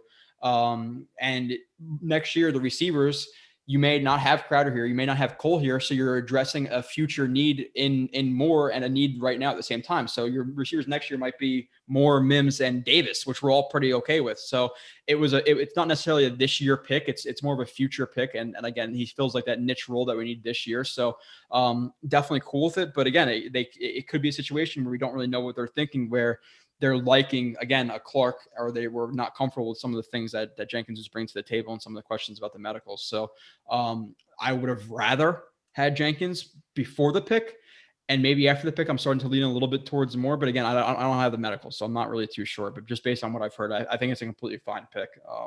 And I think he has a legit chance to be one of the best receivers in this draft. So, all right, guys. So thank you for your time so much. All right. Thank you. Yeah. Thanks, Anthony. Hopefully you call back in again soon. Will do. Take care. Bye-bye. Yeah, I don't know. It said hi Carl around traffic. That's what it said on the thing. So I thought his name was Carl. I don't know, but that's weird. We had a it's weird because from Mike Jerome. He said, shocked they didn't take a shot at Trey Smith with the last pick. Excited about Yabo and Rashid Jr. They can be special. What are your thoughts on that? And thank you again, Mike, for the super chat. It took us a little bit long to get to it, but definitely appreciate it. Yeah, the thing with Trey Smith is, and I know the Chiefs took him. Well, I think my dad's a Chiefs fan. He was telling me that I think Trey Smith also had like blood clot issues or something. Yeah, blood clot issues. Yeah. Okay, so that's probably why a lot of teams and some teams, like the medical stuff is too big a concern for them. They'll just take a player off the board completely, regardless of how talented they are. Yep. And I think when you combine that with the fact that Trey Smith is not the greatest scheme fit in the world. Exactly. And that might be a good enough reason to pass up on him. The thing with Trey Smith is watch his tape. If he gets both hands on you, there's a good chance he's going to plow you into the ground. All right. But if he doesn't, he's not the most agile in space. He moves like, even his highlights, he moves like he has bricks tied to his ankles. Yeah. So I could see why the Jets wouldn't want to go in that direction. Yeah, teams like there's players on the top of boards who aren't scheme fits who teams will just completely take off of boards. Like it's not just like, oh, your top 100 big boards from TDN or wherever it is. Like even if you're not a scheme fit for a team, they'll completely take you off no matter how highly rated you are. And you consider the lack of scheme fit plus the blood clot issues, I could see them taking off his board. So there's obviously 200 picks or so that people pass on him, and there's a reason. So now if the Jets were a power-based team, okay, I would take them in the 4th and the 5th. I'll be okay with that risk, but they're clearly not that. So by the way, the Chiefs are a very team that's willing to take risks. I mean, like Tyreek Hill had character issues coming out of college. Mm-hmm. Part of the reason he slid so far, but the Chiefs took that risk on him, right? Yeah. And they've done that with several other players as well. So yeah, and now about Yabo and Rashid, these are both players who are projected in like the top 100, 150 who they got as UDFAs. So I think we're both excited about that. And is Yabo that tight end from Ole Miss? Yeah, the tight end from Ole Miss, reuniting with Elijah Moore. Yeah, I'm not gonna act like I saw him when I was watching Moore's tape. I didn't think he was that good, just to be honest. But I could see why he went undrafted. Jay, some people are saying Steve McNair played at Alcorn State, and all these people mentioning the Giants guy who, again. Oh, if I could dive into that for one moment, if you don't mind, Joe. So I was having an argument with my cousin yesterday. We had a family gathering yesterday, and my cousin's a Packers fan, and my cousin, he knows football. He's watched football his whole life. He played his whole life, played in high school, played a year in college. He even coached some high school ball. He's not a dumb person that knows nothing about football. He doesn't follow the NFL as closely as you or I do, where he's like watching coaches film or anything like that. Yeah. He's not breaking down draft prospects. He's just kind of the guy who turns it on every Sunday, but basically knows the game. And he said, I think this whole quarterback class is going to be bust. The whole entire class. I was like, you think Trevor Lawrence is going to be a bust? He's like, yes. I was like, why? He's like, well, he comes from a big school. He's throwing to 5-star prospects. I was like, Deshaun Watson. What? And he's like, no good quarterbacks in the league come from big schools. I was like, Deshaun Watson went to the same college and was also thrown to good draftable NFL receivers and had good running backs. I was like, what are you talking about? And he's like, well, Deshaun Watson's going to be out of the league. I was like, dude, you're changing the argument because you're losing the argument. And then I was like, okay, let's stick with your same argument just for the sake of argument. Zack Wilson went to a small school. So how is he going to be a bust then? By your argument, he'll be good. He's like, I think he's going to be Sam Darnold 2.0. I was like, can you explain that to me? I mean, like, and he's like, well, why do I need to explain? It's just my opinion. I was like, well, don't you think you should back up your opinion? He's like, no, it's just my opinion. I was like, like some of these people, that's like 90% of fans, right? Like you start actually giving them follow-up questions and they freeze. They don't know how to answer it. Like what in Zack Wilson's game is how Sam Darnold plays his game. He lost to Coastal Carolina. That's all you got to know. Nothing about traits. So yeah, people are jokes. So you're getting some criticism in the chat for not liking Yeboah. I'm just saying. Listen, the game was drafted for a reason. The game was on the line, and he dropped a wide open pass down the middle. Yeah, some people are saying drop issues, not overly strong in terms of him being a bigger body tight. Not a bigger body tight end, but he's not strong at the catch point, like attacking the ball.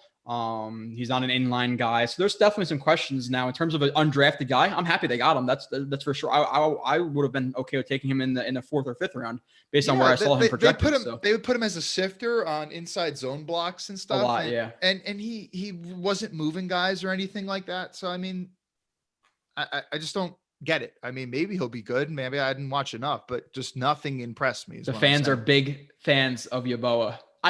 The speed, the yak, I get it, but again, we can't be overly critical on a guy who's undrafted free agent. Hey, he did send a tweet out that he's gonna make the league feel it, his presence or whatever. So yeah. Okay, so moving on, we talked about Alijah Vera-Tucker. The next pick of the draft, Kyle, number 34. A lot of people were projecting that the Jets were going to trade out. The Jaguars will lock at 33. They weren't going to move. The Jets were getting a ton of calls, and I was kind of teeter-tottering whether I wanted the Jets to trade out or to just take the best player that they have on the board. And I was kind of leaning more towards I want to get that first round prospect, because the argument, and I see both sides of it. Okay, well, the Jets have a lot of holes to fill, and I get that argument. But then the other side of the argument is, how many blue chip prospects do the Jets have on their roster? How many above average guys do they have? You have Quinton Williams right now, Mekhi Becton, and maybe Mosley when he's healthy. Other than that, they had nothing really on this team. So you need those superstars as well on your team. So I was okay with them taking, a JOK before I heard about some of the medical issues that were there, Tevin Jenkins. And Elijah Moore was a guy who a lot of people on their board, Daniel Jeremiah's of the world, Mel Kiper, respect him or not, which I think he's a little bit wacky with some of his takes, but a lot of these draft analysts out there had him as a number 4 receiver in the draft. And he fills a role that the Jets didn't have. They needed that yak guy. You have that possession guy, you have that deep threat guy, you have the slot guy, but we were talking about it all offseason is who's going to be that yak guy. And again, with his game, he offers a lot much more into that, which we'll talk about. But we needed that yak guy, and they got him. And again, looking at the Jets 2022 roster, it's not about this year. He might be the 4th or 5th guy on the team this year, which I doubt. He'll probably be the 3rd or 4th, but he's going to fill a niche role in the future. Again, past 2022, it's Mims, it's Elijah Moore, and it's Corey Davis. So, people might have wanted a corner or offensive lineman more than this, but if he's a top player on the board and they said they had him as a red chip prospect, you could see how authentic Salah is, because this is the guy who called him. He's like, let's effing go.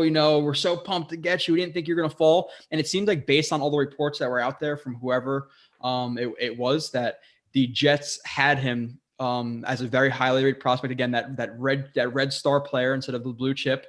And they seemed like they were going to take him at 23 if he was there. And they said they considered taking him at 23. And that's one of the prospects they thought they were going to lose out on, because they traded up for a Vera-Tucker. So what do you think about the pick, the process, et cetera? I'm very, very happy with it. And at the time, I was pretty happy, because I was like, okay, I watched barely anything of him pre-draft. And then I've watched 4 of his coaches' films since then. And then I've also watched some of the breakdowns here or there since they drafted him. And I've been liking the player more and more. And you were talking about yak.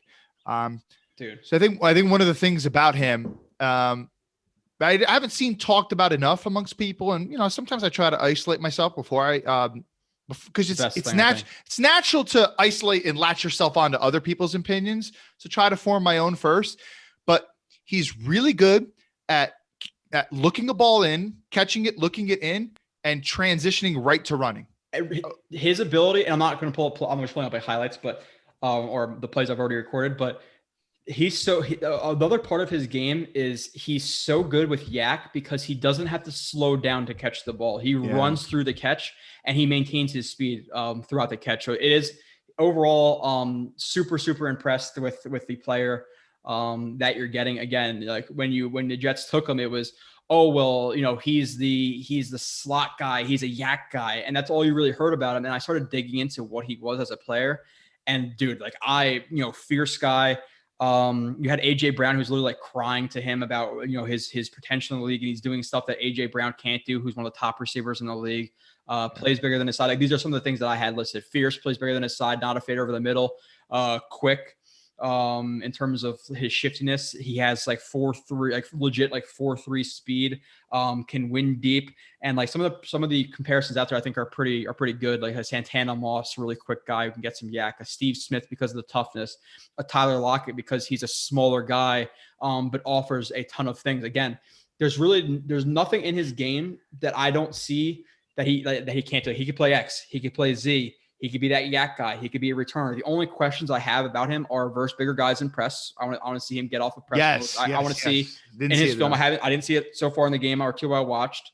I want to see. He's not a full blown effort guy on run plays. There were some plays. Totally agree. Not give full effort. And then another question I have about Ole Miss. I don't know if you watched this as well. It seemed like they only did like half field reads. And if you're on the backside of a half field read, those guys just like didn't run their routes at full speed. They ran it like 50% and just jogged. So at first I was like, is Elijah Moore just not giving effort? I wondered the same backside, thing. Or if guys were top vertically, he's getting bracketed, is he not giving effort?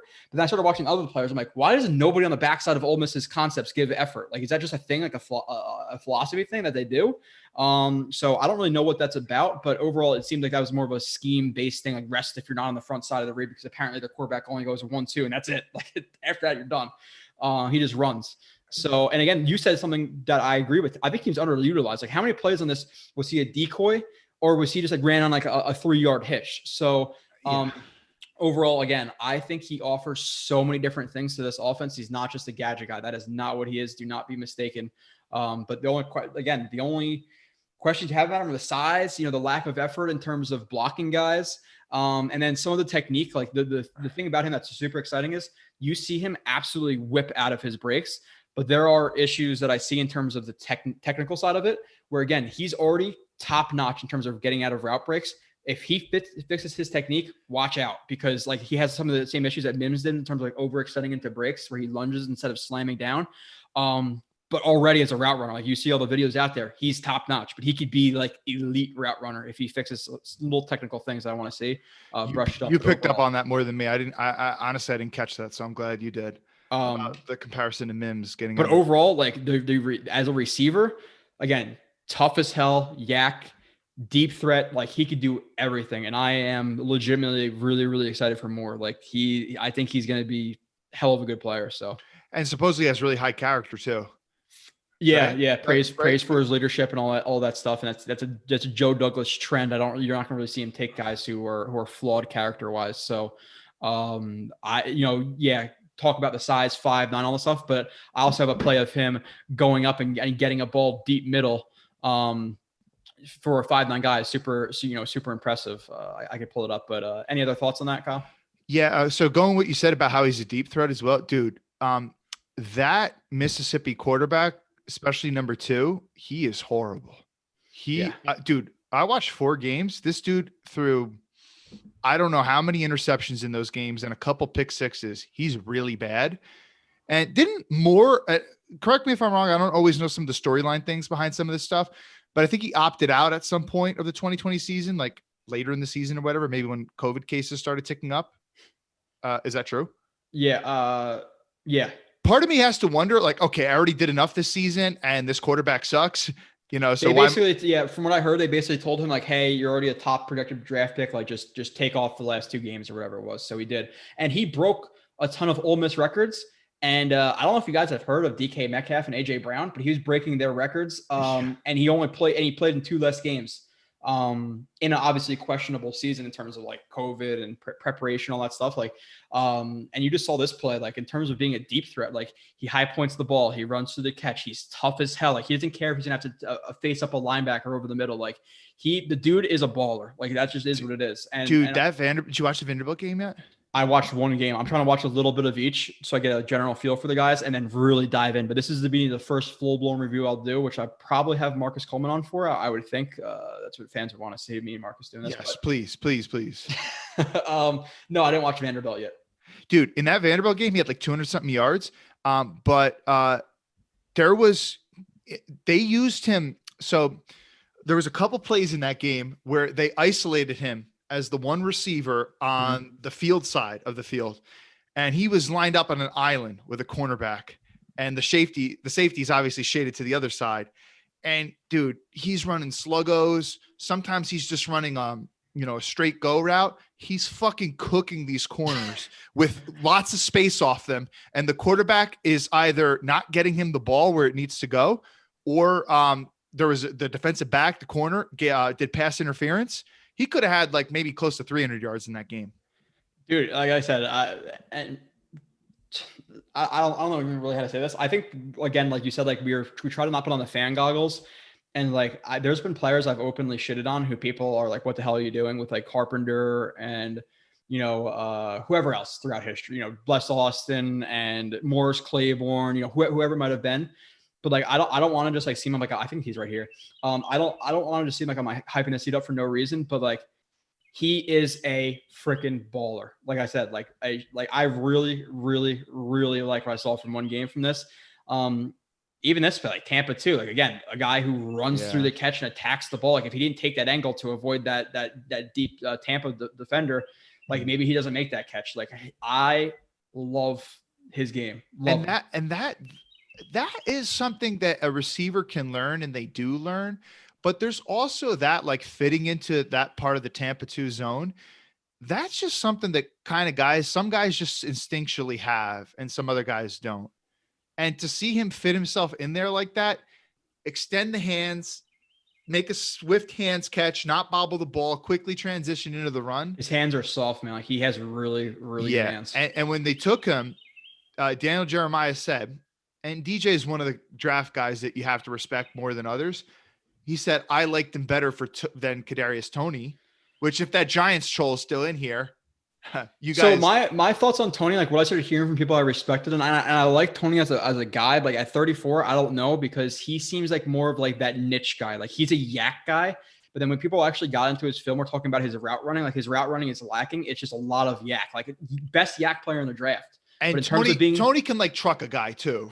He's a savage. He can truck a guy. Yeah. Ball in his hand, he's a savage. He's better than more in the ball with the ball in his hands. But in terms of contested catches, running through the ball, deep threat, deep speed, more wins than that from what I've seen. But I don't hate Toney. I really don't think there's really one role you could peg him into. Where it's not just, he's lined up in the slot, he's going to run across, or like he can run a deep, he can run a slot, a slot fade, he can run all these different routes. I'm a huge fan. I cannot wait to get into the rest of that film. That might be a massive review, because a lot of the plays I watch, I'm like, damn, like play after play. Joe, let's be honest. I know 2015 we had a decently good offense, but I think a lot of that was because we had a really shitty schedule that year. I mean, strength of opponents weren't that good that year. The year we almost went to the playoffs. Mm-hmm. But I think we're finally going to have somewhat of an NFL offense this year. I'm not saying they're going to be great. They have a rookie quarterback. If they could be average, I'd be ecstatic. Dude, I think that's a very realistic possibility. Yeah. We got a super chat from Lewis Attilius. I don't know how to say. I'm usually decent with pronunciation, but that one I'm not sure about. He said, "Take it back, Kyle. Did you see Yabo on that last play? Haha, just playing. Thanks for the live, guys. We appreciate you tuning in." Thank you, Lewis. Dude, Yeboah, man. People are coming after you, Yeboah. Hey, guys. Listen, like I said, I barely watched the guy, but what I did see, I wasn't impressed. Send me some film, and maybe I'll be like, okay, you got a point there. So expect a breakdown. I'll do a breakdown of the top 3 UDFAs, and some of the people in the chat. I saw it a while ago. One Jets Talk 24/7 was in here, which love Ryan. Check out his channel. I usually appear on there like once a month. And then I saw some people talking about like, oh, I want to see reviews of all the fifth, sixth round guys. It's going to happen. Just give it some time. It's going to happen 100% on the channel. So moving on to the next picks, I think we gloated enough about the Moore pick. Again, I absolutely love it. To be completely honest. And again, Vera-Tucker, another thing, I don't want to underplay him in terms of consistency and his projection to the NFL. Stud. I think the dude's a stud. I really do. Now moving on to the fourth round pick. Day 2 was a long day. Like it's so exciting to have that second overall pick of the second round. But then we're like, okay, we didn't trade down. This is going to be a boring day unless they're going to trade Crowder, which we'll talk about in a little bit. But we sat through a ton of draft picks, 73 to be exact. And then you look at the board, you evaluate who was there. There's some guys I wanted, Jabril Cox was a guy who I was looking at, but in terms of what some people were saying about him, seems like he's a little bit soft. And I don't know if that's a Joe Douglas guy, to be completely honest, a Robert Salah guy. So there's definitely some guys I wanted there. And I mentioned on Twitter before he was picked, I was like, Michael Carter might be one of those guys who they take here, and I'll be happy with it. And they took him. And again, it's another guy. I got through one of his games, and I was impressed. Again, I think he's the 4th best running back in this draft. You got him in round 4. Really? Wow. Yeah. Well, who else would you have above him? I don't know. I'm just saying, like, that seems pretty high to get him in the 4th round. Well, yeah, because you had Javonte Williams, right? You had Travis Etienne, and you had Najee Harris. But after that, nobody was picked until I think Michael Carter. I think Michael Carter was the next guy. So based on where he was drafted, he's the 4th best guy, and I had him and Gainwell like that tier 2 of guys, and then you had like the Kylan Hills and Trey Sermon's out there and etc.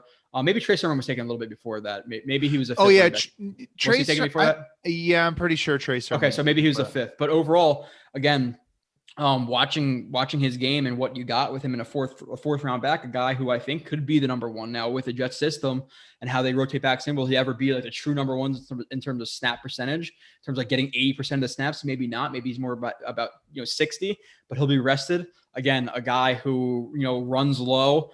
A guy who has good hands, a guy who's a willing blocker, a tough runner, naturally low to the ground, great for outside zone, is a good one-cut runner, sets up blocks. Now, some of the things in terms of like avoiding tacklers in space, he might have a little bit more of an issue than he did at North Carolina. Arm tackles can slow him down. I've seen some of that. Some of the lanes, he might lean a little bit towards his left or to his right in terms of like not really feeling the openness of that space. Like there's some questions I have, but overall, really like the player. That's for sure, especially in the 4th round. I think he has the potential to be a good lead back. If you're looking at a guy who is a 4th round pick, who I'm high on, now you put him in a system where running backs thrive, Mostert, Breda, all these guys who thrive in a system. Now you put a guy who's actually talented into it. I'm not saying those guys aren't. I'm pretty high on the pick. I like it. Again, offense. I'm fine with it. Do they have needs at corner and linebacker and all this stuff? Yes. But is there 2022 where the Jets have top 5 draft in cap space and 2 firsts, 2 seconds? Yes, they do as well. So I'm okay with surrounding Zack Wilson as much as you possibly can. And I think, again, the Jets are going to actually have an offense this year, which is exciting. And again, somebody put it in the chat. I forget who it was. Somebody puts the theme of this offense was speed. And you're looking at the first couple of picks like Carter and Elijah Moore.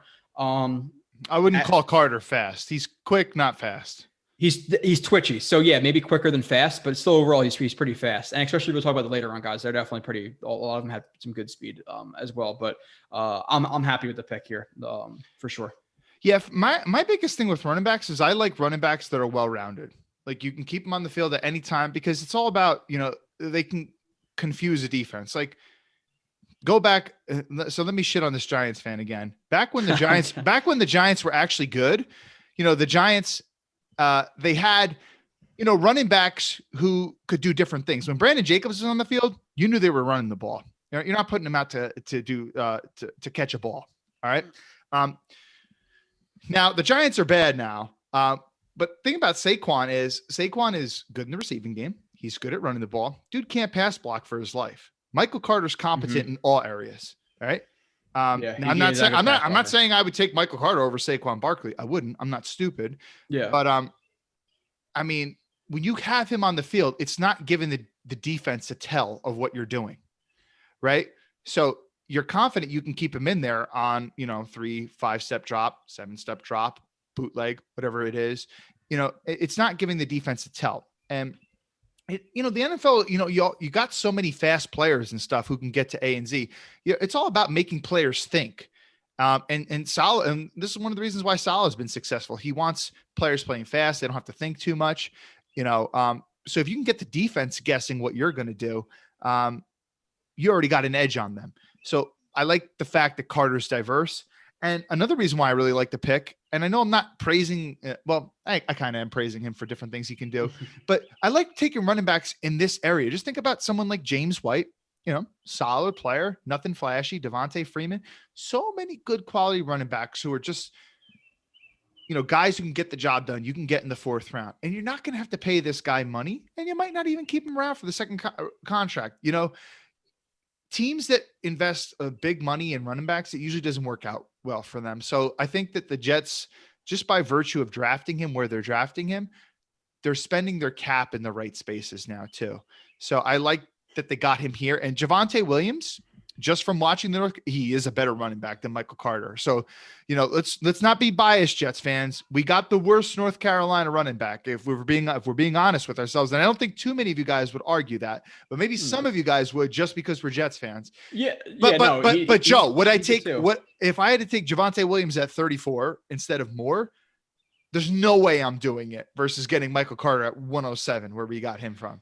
Value, I'd rather have Carter in the 4th round than Williams in the 2nd, because Williams, it's whatever 4th round receiver you could have gotten versus Elijah Moore and Michael Carter. I'm high on him for sure. I just put up a couple plays, and I'm not going to break it completely down, but here, just like the adjustment on the route, runs into the flat, sees he's covered, adjusted to a wheel, guy off balance, completely wide open if the quarterback saw him. So good route adjustment, obviously. Use of the hands, looks like he probably swatted that other hand down. Now again, tight end catches on a mesh, and they have these high character guys where it's not like, oh, I didn't catch the ball, screw it, I was open. No, okay, now I'm gonna look to block. Bang, crack the shit out of that linebacker, and now your guy runs in for a touchdown. I love that stuff. Love it. By the way, in terms of what I've seen, because like I said, it just so happened that we drafted 2 of the guys from these teams. Mm-hmm. I think this North Carolina quarterback is definitely more talented than that USC quarterback. Yeah, I would say so. And you could with the Javonte Williams thing too, you can also make not an argument, but another factoid on top of that is, okay, well, if Javonte Williams is super talented, North Carolina was also comfortable almost splitting the reps with him and Carter. So he obviously provided a ton of value as well. So that's another thing to mention. So let's go to the next pick that the Jets made. So the 4th, and then we had another late 5th round pick, late round 4th that we traded back to gain. I think it was 154, 175, and 200. Whatever. I think we traded with the Raiders at this point. The next pick was Jamie Sherwood, the linebacker out of Auburn. I haven't watched him yet, but some of the things you hear is obviously a guy who, when the Jets drafted him, strong safety, a guy who's, not necessarily the best mover. And I looked at him okay, bigger linebacker, 6'3", 220, 225. He said he played at 222. He's slower than Kyle Fahey, so he's not a good mover. Yeah. Oh my God. Okay. So no comment. But again, another thumping linebacker. And from what people talk about him, and from what one of our guys did, Andrew Golden, he said that some of his recognition and some of his mental capability is really, really good. So you have a smart player, a thumper, a guy who could play that will role, that run and chase. He's not a safety. He's going to be playing will linebacker for the Jets. That's what he is. So I know you said you watched a little bit of him. You're a little bit underwhelmed. I don't know if you changed that. I watched one game. It was against, was it against, I forget which team it was against. It was against a pretty good team. And yeah, they moved him all over the place. So it's going to be hold on. Can I just, so the Giants fan is literally here to troll. It's funny because he just said Jets did a good job drafting, I saw to be honest. So Giants fan, okay, we can mend our differences. I don't know why you're here instead of a Giants stream, but we can admit when we're both wrong, but maybe he's just looking for a kick. I don't know. Maybe he just, maybe he's realizing that he lost some good arguments and he's walking it back. I don't know. Giants fans, we can make a peace deal. We can make a treaty. We don't have to take any more shots. Okay, at sorry each for other. interrupting you. I just saw his. Oh, no, what no the hell problem. am I looking at here? Yeah, I was a little surprised too. I was like, huh? He's really changed his tune in the last minute. Go ahead.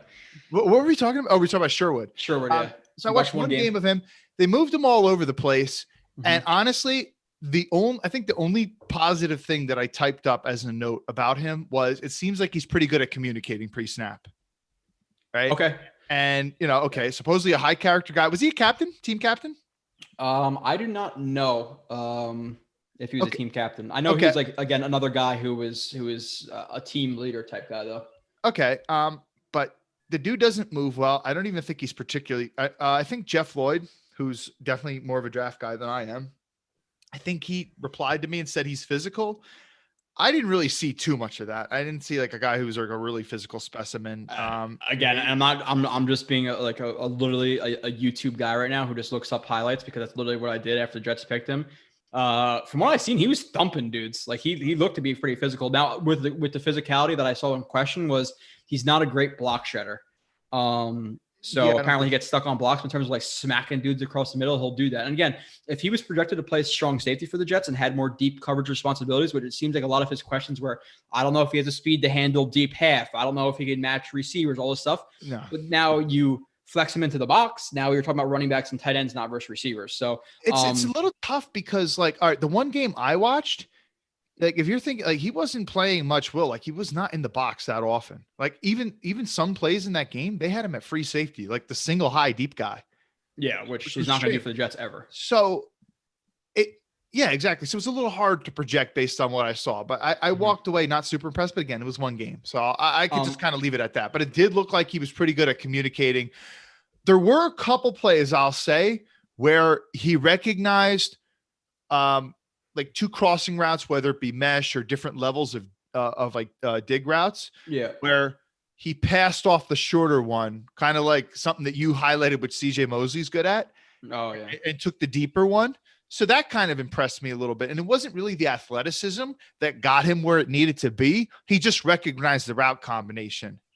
So I rather have, and again, obviously there's a baseline level of athleticism you need to play in the NFL, but I rather have the smart guy who can anticipate and be where he needs to be than the guy who gets there fast. Because again, and it's a common saying, which I love, is, being so athletically gifted and fast can just get you to the wrong place quicker. So like, I rather have the smart guys than the guys who are just athletic. So again, based on what I've seen, I'm just about to get into a game of his, probably after I get off of this. And we'll have reviews of all these guys, like I said before. Same guy again, a thumper, a bigger dude, 34-inch arms, should be able to get off blocks if he learns how to, because of the long arms, physical, smart, leader. Like I like the pick. There's some other guys there who I might have taken. Like I think there's a guy, I think Brevin Jordan either went right before the Jets pick or right after. Is that the Ohio State player? No, Brevin Jordan was the tight end from gotcha. Miami. Yeah. Who is a guy who we'll speak about, but overall, I like it. We have two callers. We'll get to them. Scott, who's been waiting for a second, and we'll get into Frank right after that. Scott, can you hear us? And what's up? Hey, what's up, guys? I can hear you. Is this Scott Wilson? I saw a Scott in the chat. Scott Wilson? No? Yes, sir. This is Scott Wilson calling cool. in. How about that? How you doing, Scott? Hey, I'm doing so good, man. I am fired up about Joe Douglas and the direction he's taken this team. It starts in the off season with the hiring of Salah. He was my guy from the second we fired Gase. I know everyone said he was going to Detroit, but man, like I was always holding out hope we'd get Salah. I like his energy. I like the Shanahan system, everything, free agency. But this draft, man, this was like the cherry on top for me. Mm-hmm. My favorite pick for sure had to be the trade up for AVT. Everyone talks about bookend tackles, but I always thought that, man, if we get like a real elite guy next to Becton, that could open up this offense so much. And I cannot wait to watch us run to the left like 500 times. I'm going to love it every single time, man. Elijah Moore, gotta love it. It gives us that gadget guy that throwing the slot. And it's also showing that Douglas looks ahead. This, like you guys mentioned, this is probably Crowder's last season, possibly. So now we don't have to worry about that next year. It's somebody that just slides right in and takes that spot. So that's another great thing. Don't call him the gadget guy. You make him sound like Tavon Austin. He ain't Tavon Austin. No, I'm much more dynamic, of course. But when you talk about like the San Francisco offense, they have those guys that like he's throwing the jet sweep and stuff, and he kind of fits that mold more than somebody else on our roster. Of course, I think it wasn't a. Go ahead, guys. Go ahead. No, and the thing that's great about that was like that pick. We both, and I think me and Sabo and Nani talked about it. I don't know if me and Kyle did, but the two traits we said we needed for this receiver core overall, like we have the contested catch guy, we have the guy over the middle, we have the slot guy. There was two big needs that we needed. We needed the Deebo Samuel role. We needed a yak guy, and then we also needed like a true burner. What is Elijah Moore? Obviously a yak guy and a guy who runs like a 4.3 240, who clearly on film showed his ability to win deep regardless of his size. Tyler Lockett's a small guy who wins deep as well. So he fits two things. And about the AVT pick, like, listen, I like the conviction of Douglas to say, screw it, I'm going up and getting my guy. And for people who say guards don't matter, you're sadly mistaken. You're mistaken. Again, the guys like Zach Martin, the guys like Quentin Nelson, the good guards in the league make a massive impact. They just do. Every piece of the offensive line is important. So I'm cool with that pick as well, but continue on with what you were saying. I would say, I don't think it's like a perfect draft. I think like fourth round, right? Michael Carter. I like the player. I can't be mad at the pick. I think I would have gone Jabril Cox there, but I can't be mad at the player. I love trying to revamp the offense. I was kind of excited to see Ty Johnson. I still, we're still going to get the chance, but like I said, you can't be mad at the player. I think the only pick that I really had a problem with was probably the last one, the defensive tackle. I would have gone maybe like kicker there, maybe like Borgalis or something like that. But yeah. And then the rest of the defensive guys, you got to trust Salah, man. This is not Adam Gase. You got to trust Salah and his staff, Ulbrich, to coach these guys up. That high athleticism to when you have a real coaching staff in the NFL, it makes such a difference. Oh, massive. Yeah. Well, look at what Sean McVay did with Jared Goff. He got him to the Super Bowl. And I really think Goff is a massively overrated player. I think if he was drafted by anybody else, he would be, at best a backup right now. I just don't think he's a good player, and look how bad Goff was his rookie year before McVay got there, and difference in coaching, Fisher and obviously experience, but Fisher to McVay. And like you're talking about with some of those mid-round picks, and I've spoke about it many times. If there's one position that you should trust on the Jets that's going to get developed, it's linebackers. And you just got two linebackers or safeties who are going to flex to linebacker, who are physically gifted, massive, 34-inch arms, both of them, who are thumpers. The one is smart. The other one, Nasruddin, is apparently not the best awareness and things like that. But if there's one position group on the Jets to trust who are going to be developed, it's linebacker. So I'm high on the physical upside of those guys, and I think they'll be developed well. And you could see them both getting significant playing time this year, because who is our will right now, Kyle? Like it's nobody. You have Davis as Sam projected right now. It's definitely not Blake Cashman. I'll tell you that. It's not Cashman. He's probably injured right now, taking a poop, Break whatever. He's like, yeah. So I think one of those guys is going to be the starter. It's probably Sherwood. I know that Nasruddin had some injury problems, so maybe it takes a little bit long to recover from that, whatever it may be, even though he came back and played last year, but maybe they take it slow with him. So I'm high on those guys. And then the last pick, again, the kicker thing I agree with. What if you told me we had Jose Borgalis versus Marshall, I would have taken that, because I think if I had like one big criticism, and there's a couple criticisms I have for Douglas, not signing Anderson, etc. The kicker position has been largely ignored by him. Now, is this like he's just smarter than all of us, and like, hey, the Jets are going to suck anyway. We don't want a kicker to win us games, and we're going to get a higher draft pick, maybe. But I would like a kicker there as well. But again, he's banking on the 2 out of 1,400 defensive tackles in terms of RAS score. So I'm okay with it. I didn't love it either. Was there anything else you want to add, Scott? Can I ask a scheme question, actually? There you go. Go ahead. Considering these hybrid safety linebackers that we're bringing in, right? Mm-hmm. Not really like you said, like traditional will or something like that.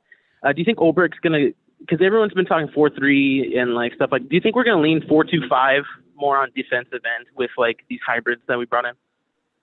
Kyle, you want that, or you want me to take that? You should answer it more, Joe, because I think you watched more of Salah during the 49ers than me. Again, Salah, and I talked about this a couple of times. He's a guy who likes to stay in base more than other teams. There's a lot of teams you see go nickel versus 11, or nickel versus even heavier personnel sets. Salah is a guy who likes to have his linebackers cover as the Warners of the world. Whoever else he had in San Francisco, you watch the linebackers. They're asked to play in space. The front four are going to consistently rush the passers. He doesn't send a lot of blitzes. He wants his front four to win. So your linebackers have to be able to drop into Tampa. They have to be able to drop into hook zones. They have to be able to cover curl to flat. They have to be able to match up with tight ends. So it's not a 4-2-5 like, oh, we're going big nickel. Like we're going to bring these guys down in the box and our safeties. These guys are going to be will backers. Like they're big enough to play. Again, Sherwood is 220 pounds. If you ask him to gain some muscle, he goes up to 225. That's fine. Like Darius Leonard, a lot of people know this. He's like 215 pounds, Darius Leonard.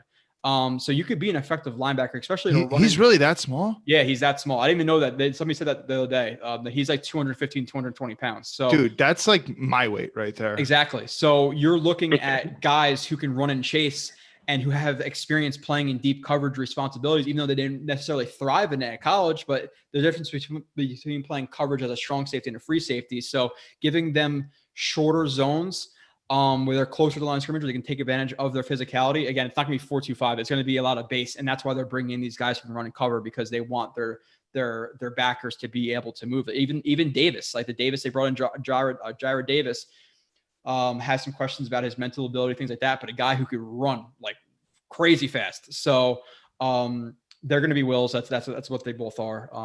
So I'm cool with the picks. Kyle, anything else to add to the scheme or anything like that? I just think it's simply answered as he likes his linebackers on the field versus lighter personnel sets. They're going to be linebackers. They're going to be wills. They're going to be asked to do less. So no, I think you handled it beautifully, Joe. I got nothing to add. Awesome. All right, guys. Well, thank you so much. Joe, congratulations on your wedding, man. Oh, I appreciate that, man. Yeah, thanks. You guys were all awesome. And by the way, I think was it Mike? I see Mike. That. Mike also said congrats on the weddings with the super chat. Thank you, Mike. Very generous. I saw that. Scott, appreciate the call, and definitely call back in again soon, man. I appreciate when somebody comes on here and asks a question about scheme. I love it. Absolutely love it. So definitely call back in. All right, we'll do, man. Have a good one, guys. Awesome. Yeah. I saw Mike on here, Mike Galazia. Maybe I butchered that. Congrats on the wedding. Yeah, man. I was pretty excited. It's a good time. I'm getting used to this ring thing though. It freaks me out. I remember the first time I put it on, like at the store, I was like, this is how you wear it. Like I had the claws. Like, I don't know. This is weird, but I'm not a jewelry guy. I don't wear necklaces. So, but I appreciate you guys. The last chat where I mentioned I was getting married, everybody, like 100 people, I said congratulations. So I appreciate all you a lot. So let's see. Is there anything else in the chat we want to get to before the next call? We have another call on the line. Hey, Jets X Factor in the chat said somebody asked Joe when he's having his first kid. No, never. No. We're 3-4 years, 5 years. You guys want to get less tape though, so you can't root for that. Let's see. Let's see the chat. Okay, we're good. Robbie Sabo is trying to become a heel. Like he wants to get me riled up. And last episode when we did the live stream, he tried to do it, but he's like, you've watched him before. He's just like very like, it's just Robbie. He's just very like, so Joe, how about those Devils and Nets? I'm like, your voice just doesn't work. You got to be more aggressive with your voice. I don't know what it is. So Sabo, we'll work on it. I promise. Hey, Joe, I'll say this. I'm a Knicks fan and you guys got the big superstars in town and shit. I don't even know if you guys will beat us in the playoffs. That's just stupid. That's stupid. So I don't know that's stupid, man. Do you want me to go get my broom from down in the garage because the Nets swept the Knicks this year without like two of their superstars like every single game. So the Nets actually trying to play. But we've been getting better as the season goes on, Joe. Oh, okay. Joe, I think you're being stupid. So Joe, we're moving on to the next caller. I think you're a little scared, Joe. You don't want to see us in the playoffs because if you guys lose with those big superstars, you ain't gonna live it down. And let's be honest. The Giants fan had a point when he said we're the Jets are the Giants' little brother. He's got a point. Joe, the Nets are the Knicks' little brother, if we're being honest. Just saying, Joe. Okay, so this is what I'm going to say. You're very confident in the Knicks. Kyle, I'm willing to spend any amount of money if the Nets and the Knicks meet up in the playoffs. We should go to a game, Joe. We should go to a game if they go to the playoffs. If they face each other. Fine. We split the costs, and then whatever team wins, that person doesn't pay. You got a deal. Okay, that's fine with me. Sweet. You mean the series or the particular game? We'll do the series because you're confident about the series. Okay. I'll do the game though too. I'll get even more risky because the Nets are not going to lose to the Knicks, so they'll most likely. Well, we'll just do the series to keep it simple. Okay, that's fine. NETS Nets. There you go. Did I start the Knicks debate? I don't know. Kyle's just trying to be a heel. It is what it is. So Frank is calling in about the draft. It worked though. Robbie Sabo, take some notes. Look how it worked. You're just being stupid. It's just you're just an idiot. That's all it is. I'm not being stupid. I'm confident. You're being an idiot. The Nets are some scrubs. Okay. Yeah. I don't even know who your coach is. Who is your coach? Tell me. Steve Nash, one of the best point guards of all time. Okay. All right, well, and just the Nets team that sucks. That's like one of the all-time, I think, if not the all-time scoring team in the entire NBA history. Yeah, they're terrible, and that's without like their players ever being healthy. So don't be dumb. So Busted Knuckles, $5 super chat. We appreciate you, Joe. When's Joe Jr. coming to school? When is he coming to school? On sleeping techniques? No. He's not coming anytime soon, and he's not going to be Joe Jr. because he did be Joe the third because I'm Joe the second. So I don't know if I want a third, but no, not anytime soon. That's not happening. So next caller, I got you, Robbie. Hey, thanks, Busted Knuckles. Yeah, appreciate the chat, but not the question. That's a sensitive subject right now. Let's not do that. Frank, what is up, man? Hello. Hey, Frank. Hey, you hear me? Yep, we got you. What's up? Okay, cool. What's going on? So no, I absolutely love this draft. I think it's the best draft we had in a while, and I'm just super excited to be a Jet fan right now. I mean, I haven't been this excited for like 10 years. So I don't know why anyone could complain. We haven't, we focus on the offense, the first 4 picks. We gave Wilson dynamic playmakers. I mean, what else can we ask for? Yeah, exactly. Like if there was one side of the ball that Jets fans wanted them to lean this year, it's obviously offense because of what we did to our last couple of quarterbacks, like Mark Sanchez. First couple of years, great. After that, talent completely diminished. Geno Smith never had anything.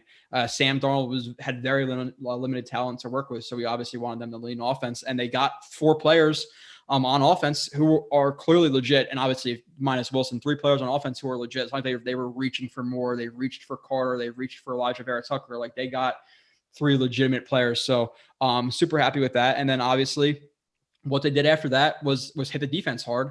And in a lot of the mock drafts we were doing pre-draft was, that I was personally doing was 2 linebackers, 2 corners. Even if I took one early, I was taking another one because they have such massive holes at those positions. So they took 3 corners and 2 linebackers and a defensive tackle, which is what it is. But they addressed the big defensive needs, late with guys who are kind of dart throws in terms of them just being super athletic. So if they can reach their ceiling, watch out. They're not limited athletically. So overall, I'm happy with the draft. Would you have changed a thing or two? I'm sure everybody would have rather had a different guy in a different spot because no draft is perfect to any fan.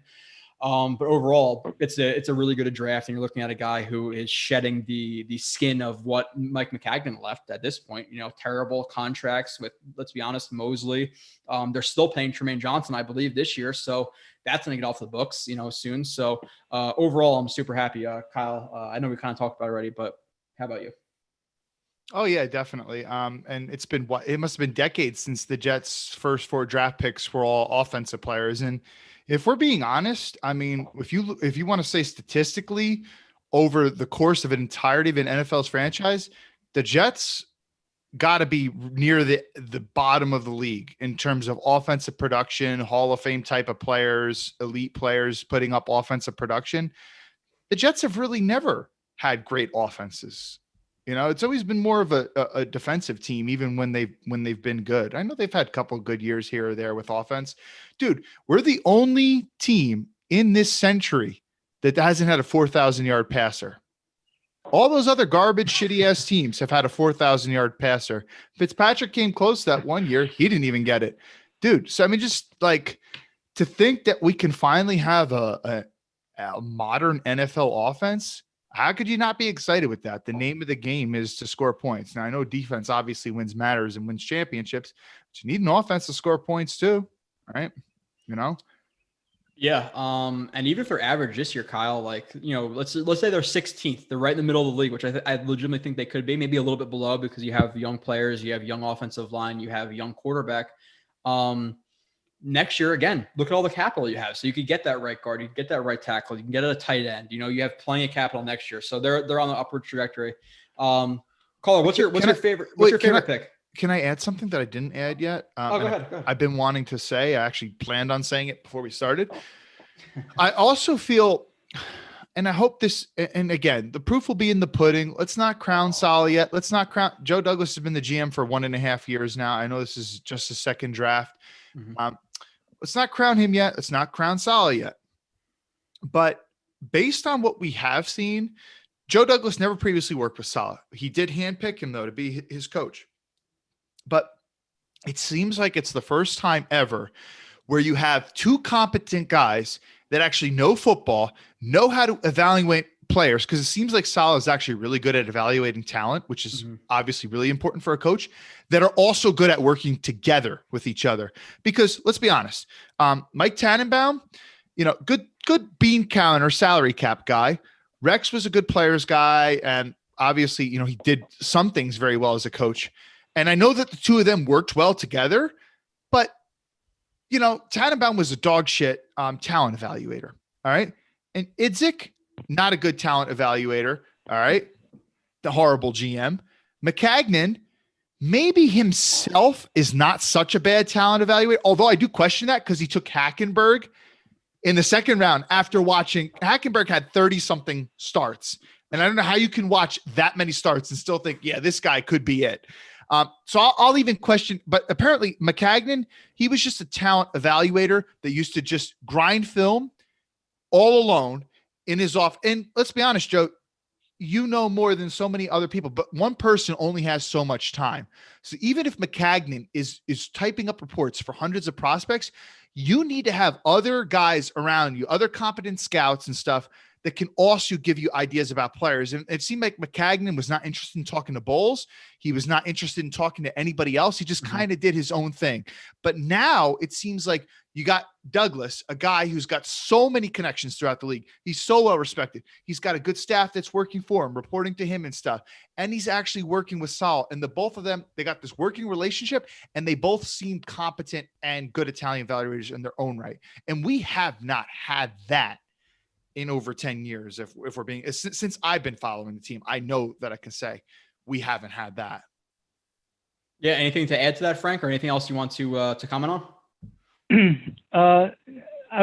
asked me what's my favorite pick. I would say this. I love the fact that Joe Douglas moved up to get AVT. I just love that. Last year he moved down, remember, and he still got the Mims, and this year he moves up. So it just goes to show you that Joe Douglas is a flexible guy. He's not just gonna move down all the time. And if he really liked AVT, and from all accounts he's a Pro Bowl type caliber guard, he went up and he got him. So I love that pick. I love the Elijah Moore pick. I think he's going to be a playmaker. We've been lacking that. We never had a playmaker like I think Kyle, right? What Kyle said, last 10 years. I mean, how many playmakers have we had? I think he's going to be a playmaker in my opinion. And then, for the defense, I think we're going to be a solid defense. If we go and get Sherman or Nelson, to teach the younger guys, because we have a lot of younger guys in the secondary, I think we're going to be a sneaky good defense. And I think there's a possibility we can make the playoffs. That's my opinion. I think that's a possibility. Keep it at a possibility, Yeah, with 7 teams in the playoffs, I don't see why not. Like, you're looking at the Jets team, 2 years ago, whatever, with Gase coaching and Sam Darnold at quarterback, they won 7 games. So like, can they get to 8-9, 9-8, and make the wild card? I think it's a possibility. Let's hope Aaron Rodgers stays out of Denver, because he changes that team around a lot. Going from I'm forgetting their starter's name right now, but he's garbage. Versus Aaron Locke. Rodgers. Yeah, he sucks. Yeah, obviously. But we appreciate the call, Frank, and hopefully you call back in soon. All right, thanks, guys. We sparked some Nets versus Knicks debate in the chat, and some people are backing me up, saying the Nets have had 1,000 injuries and still in first, and the best offense of all time. And I think Durant, Harden, and Kyrie have played like 7 games together. So dude, you don't even believe best offense of all time. The game is played very differently than when Jordan was with the Bulls. Come on, you don't believe they have 3 of the top 10 offensive players in the league right now. Okay, but you're saying all time. What offense is better? But Joe, Joe, you're arguing based on stats. Joe, you're not a stats guy. Stop in basketball, I am. I don't watch film on basketball. Yeah. Now you sound like my cousin that's I'm just using some type of thing to win an argument when it's not even who you are. Stand by your principles, Joe. You are not a stats guy. Don't become a stats guy for basketball. Kevin Durant, one of the best scorers of all time. Undebatable. I love Kevin Durant because James Harden, one of the best scorers of all time. I'm a University of Texas fan. And let me be honest, since I've been a sports fan, the only one of my teams that's actually won a championship that I've actually watched is the University of Texas in 2005 with Vince Young. Okay. But like I was saying, Harden, Durant, arguably they're best of all. They're in that best of all time category. They're top 20 of all time in scoring. Kyrie. Oh, wow. Harden's out until 2025 for bringing his pink. No, Sabo's being a dick. So, and then you have what is it called? Kyrie, who when he's on, there's not a better point guard in the league scoring than him when he's on. I don't think there's a better one in the league. Joe, I mean, I think you just, all your ardent, you have a cult like following. Your audience might not be the hugest in the world. It's big. Your audience might not be hugest in the world, but you got extremely dedicated fans that will slog their way through hours worth of your film breakdowns, and they respect. Oh, what do you mean slog through out? What is the hey? Watch the wording there, my friend. I don't mean that in a bad way. I'm kidding. You know that I don't. Two more callers. But they respect you for your analysis of film, not stats. And now you're gonna go. You sound like a hypocrite breaking your principles right now. I'm just being honest, bro. I know I watch the games, so I know he's great. But. Somebody asked if we're Mets or Knicks fans. I'm a Mets or Mets or Yankees fan. I'm a Mets fan. I don't like baseball, so yeah. Okay, so getting into the next caller, William, and I think it's talking about Jamison Crowder. William, Bill, whatever you want to be called. What's up? Hey, it's Will, and I just had a question. Well, first of all, I want to say, I've been watching your film breakdowns for a while. And, I really appreciate them. And especially the most recent one I watched on Lawson really got me pumped up about what he can do in Salah's defense. But as far as my question, I was wondering how you could see the Jets deploying Crowder and Elijah Moore on the field at the same time, because even though they're, both obviously more slot guys, they're different types of players. At least that's what I see. So I guess I was wondering how you could see the Jets deploying both of them. Go ahead, Cox. I know your response to one of the slot thing. Sure. Okay. So the answer is, I think you can move them in many different ways. Sometimes you might want to have, I think Crowder's, as far as a slot receiver goes, he's pretty good at defeating press. I haven't, and this is one thing Joe recently brought up. Moore is very good at creating separation, but in terms of the 4 games I've watched so far, he wasn't pressed that often. So I do want to see more of that. So it's going to be interesting to see which one of these guys, when they're both on the field, they're putting on the line of scrimmage, and which one they're not.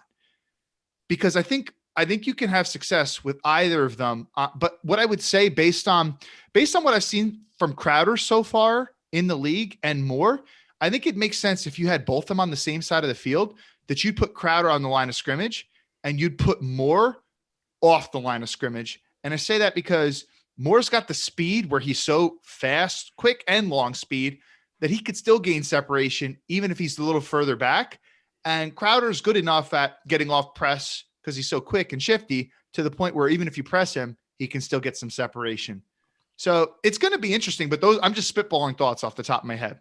But the point is, with this offense, and we said this at the beginning of the show, I think they got guys. And so let's just go to Allen Robinson for a moment. Jets fans months ago were saying, we need to get Allen Robinson. He's liking all these Jets tweets. He wants to go with Deshaun to the Jets. Allen Robinson, Deshaun to the Jets is going to be amazing. I was giving people pause about the Allen Robinson thing because I think that great receiver, but he's kind of like similar to Mims in many ways, and didn't know that he was the best scheme fit for this offense. And now we just kind of got like guys who just got really different skill sets. And I think that you can just deploy them in so many different ways and so many different formations that it's just going to be a lot of fun. But Joe, what do you think about anything I said or adding your own 2 cents in there? It all sucked. The rear's wrong. You're still salty over the net stuff.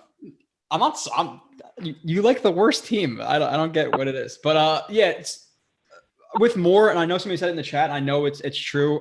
He played a lot on the outside too, or at least some snaps on the outside. So I want to see that again. Admittedly, I'm very early into the review. I've only done 1 game.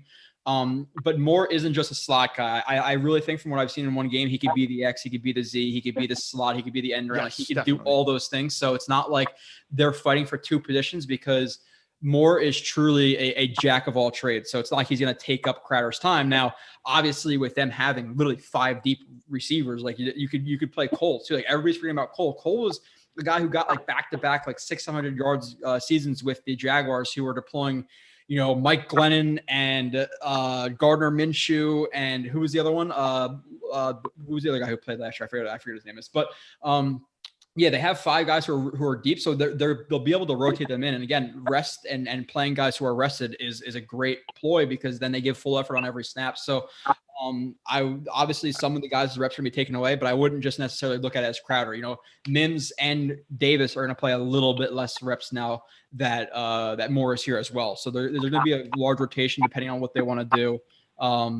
They'll rotate them in and out. Like obviously, if you're going to have a blocking play, maybe now you deploy 11 personnel and it's Cole, Mims and Davis instead of having Moore or Crowder on there. So depending on what they want to do, they have a lot of flexibility. So it's not just Crowder's going to get his reps taken away. But I don't know if we even answered your question, to be honest. I think we tried.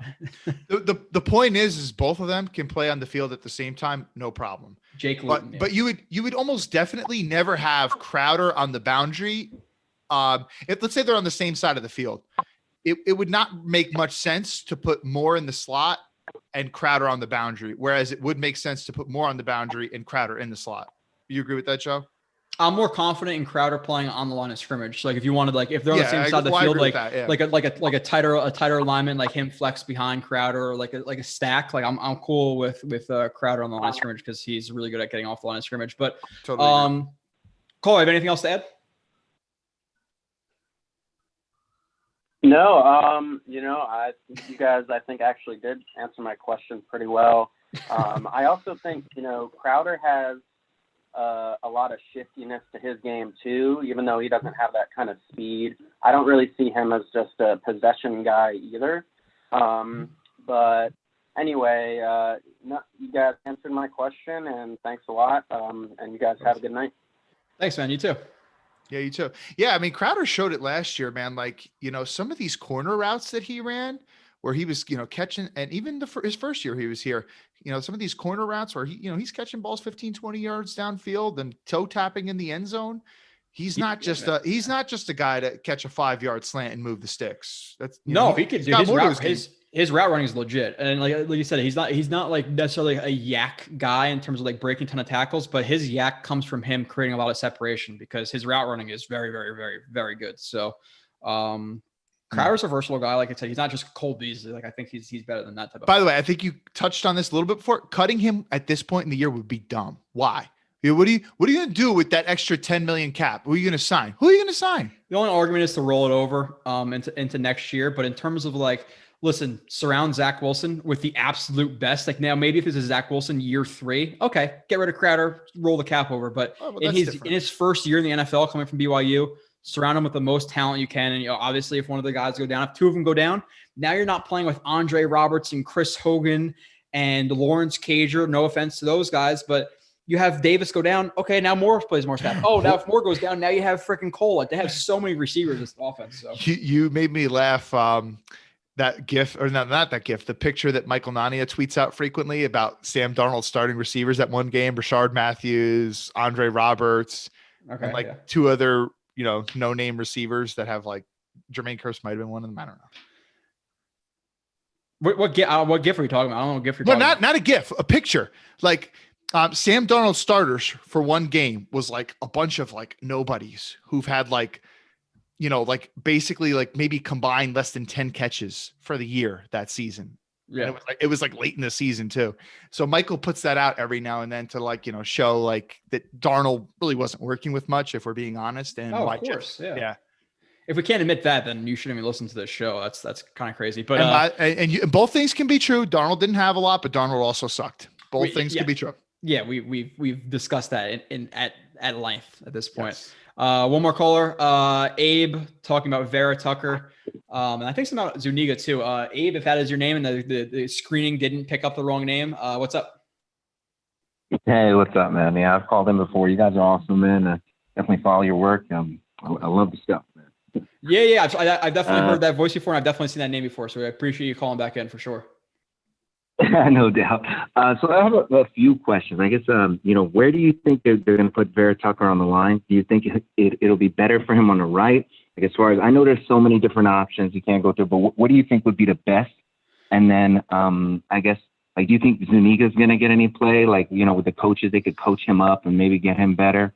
And then the last one, do you think they'll trade Crowder or what they'll do with him? And then I have one more question after you answer all those. Sorry. Okay, so I'll hit them. I'll hit them individually. Why did I just blank out on what the question? So Zuniga, because that's the first one I remembered. Is he's gonna be fighting for a roster spot? Like, let's be honest, the Jets' defensive line is absurdly deep right now, especially with them adding Marshall. So that is a massive question. If he doesn't step up, then I think you get rid of him, because you have John Franklin-Myers, you have Curry, you have Kyle Phillips, who I have a lot more faith in than Zuniga at this point. Like, Phillips showed he could at least be a below average pass rusher, but a good run stuffer on the edge of the defense. So he's gonna be competing for a job. So I don't know what's gonna happen with him. He just seemed to really be like rushing himself. Like he seemed like he was swimming at times, Zuniga, just kind of leaning into contact and things like that. So I'm concerned for Zuniga, but if they cut him, it is what it is. Like, it's a wasted pick, but I also rather have a GM who's willing to move on than stick with a guy who he knows not going to work out. It's a swing, third, fourth round pick, it happens. So that's that. Yeah. With Crowder, again, me and Kyle just talked about it.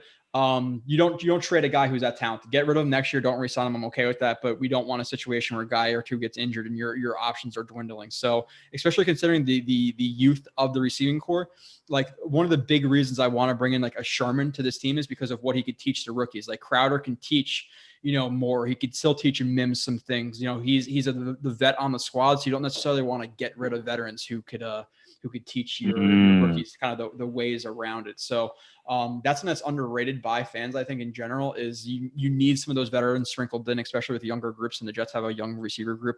And then what was the third one? Which one am I missing? The third one was Tucker. Where would you put him on the line optimally? Left guard. He played left guard at an elite level in 2019. And when he didn't play left guard, he was mostly at left tackle. So he's comfortable with the left foot cadence, all that stuff. It's, again, people act like it's just so easy to move to right to left. It's not. Literally change anything that you're doing. Your punches, your feet. Wipe your ass with the wrong hand, and it feels different. So he's comfortable on the left side. So keep him there, right next to the back. Then that's cool with me. If he plays at an All-Pro, Pro Bowl level at guard, keep him there. If he plays well, you're not switching him. That's just my opinion. I don't like switching guys around too much, and guards matter. So, Kyle, anything else to add on to that? And then Abe, you can ask that last one if you want. Completely agree with the Vera-Tucker thing. Doesn't make sense for many reasons to move him, and also playing offensive line myself. I always played left tackle started for 2 years in high school. And then when I played in a full contact flag football league, line of scrimmage, full contact, and I played some right tackle in that league, and, just doing the kick slide with the opposite feet, it definitely not the same, not as used to. Yeah, so it does matter. And I can speak from experience. Zuniga, I would not be at all shocked if he doesn't make the roster. He showed nothing to me last year. Nothing. Yeah. As Joe said, he was swimming. He looked lost. But what's even more sad, it's okay for a rookie defensive lineman to look lost. That happens. But you didn't even see the explosion that you saw in college. And maybe some of that is because he's thinking too much. He's definitely thinking too much. 100%. So, okay. And usually defensive linemen make a big jump from year one to year two, more so than other positions. So there is some hope. I don't want to act like there's not, but I'm not extremely optimistic based on what I saw last year. So I have one more, guys, and this one I thought of while I was listening, and it's for you though, Joe. So completely dispassionately, when you were watching Sam Darnold, his videos, his film, and you watched Zack Wilson, which one, in your opinion, dispassionately, it looks better? And again, I'll preface it by saying, like, and especially with the channel, like, I know some people like poo-poo film out there. Like, there's a lot of fans who I hear are like, oh, who cares about film? But if you're going to talk about a subject, you should probably try to educate yourself about what you're talking about. People are like, oh, Mims sucked, but I never watched one route of him on film. Like, okay. But so I try to not be biased, because then you guys would see that on film. Like, I'm not going to lie on what I see. Okay. So I'm never going to try to be biased ever. Maybe it'll sprinkle in a little bit, undoubtedly, because I'm a massive Jets fan before I'm a film guy. That's just what I am. So, but based on both of their based on how high I was on both coming out, which I was high on Darnold as well.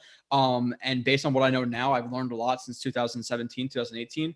I am much higher on Wilson coming out as a prospect. The turnover problems, they're not there like Darnold was. The ability to throw on the run, the adjusted arm angles, the playmaker ability that he has, like, he has rare traits that Darnold does not have.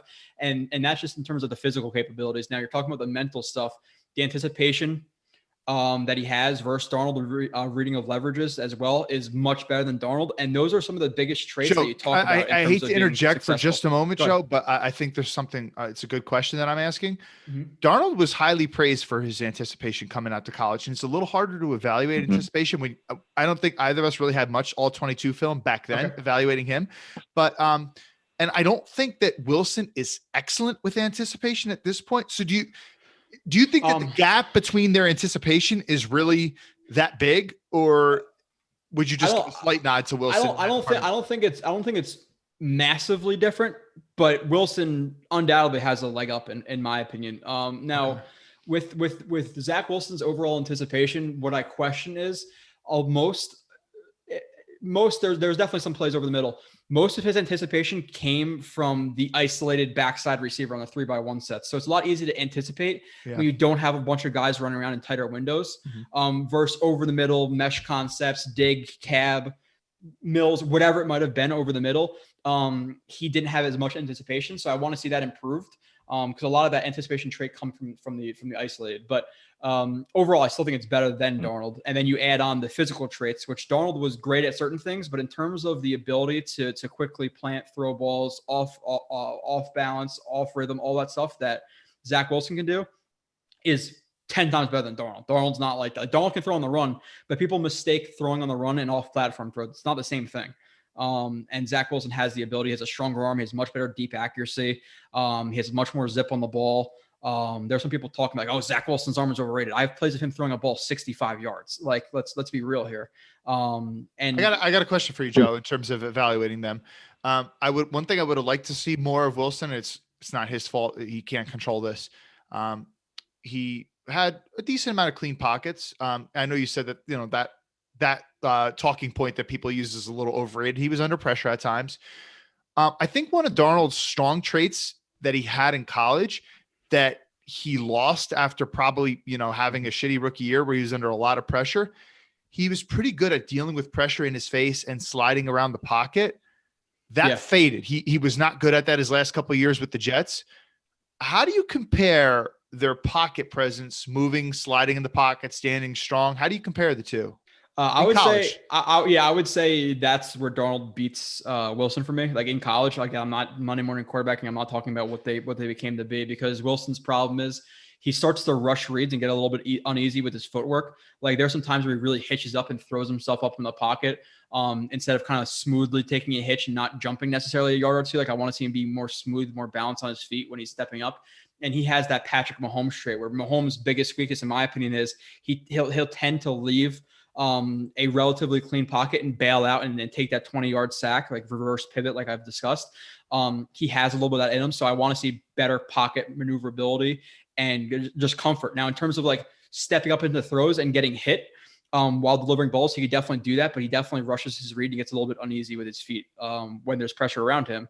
But then there's enough times in the pocket as well where I saw the opposite, where I have faith that he could continue to build upon that. But yeah, Darnold, if there's one thing I was going to give him in college, it would be that he's better in the pocket than Zack Wilson. So, and maybe one last keep it going. Let's keep going here. One last thing where you can maybe tip the cap to Darnold. I put this out.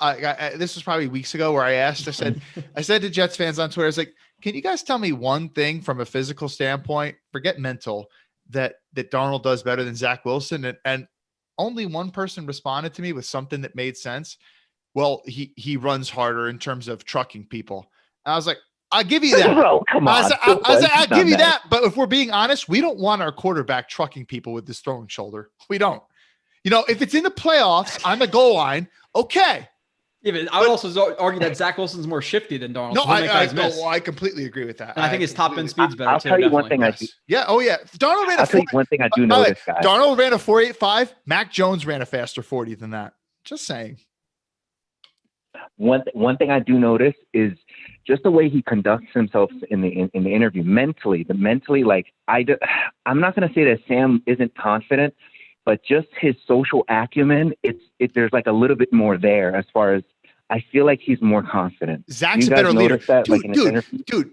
Follow Zach and follow Zach's mom on Instagram. Yeah. No, not for her looks. Not for her looks. Oh, you're pulling a carton right here? What are you doing, No, I Kyle? said not for her looks. I said, no, they're fun. Dude, that family fucking loves football. Yeah. Dude, it's fun. It's fun to follow them. They got all these people over the house. And dude, Zach put it out today. He's watching Elijah Moore film and saying, dude, this dude's a beast. I'm sorry. No, he was watching highlights. I saw the watermark on it. He was watching highlights. Okay, but so be it though. He's reaching out to players, I would assume, more than Darnold. He's already taken more of a leadership. And Scott Mason's interviewing his teammates and stuff, and Scott was telling me like, dude, Scott's saying that his teammate Mason Wake, the fullback, would say that Zach is texting me and other player. He's texting me saying, hey, look, this pass rusher on this team we're playing, he usually rushes with this technique. So be aware of that. I'm sorry. I haven't heard of stories of Sam Darnold texting his players about shit like that. Yeah, he seems like the ultimate grinder. A little bit more football junkie.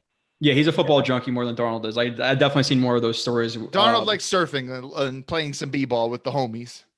Well, maybe then again, he was in California, had more things to do. Zach is in Utah and stuff like that. So maybe there's nothing really there. So maybe he's kind of forced into that role. But no, you hear about him like driving out to California on weekends and always like he has some of that swagginess to him that Darnold didn't have. So maybe he's a little bit more of a standout guy for teammates and things like that. But Darnold wasn't a bad guy. Let's not. No, we're not saying No, not at all. No, not at all.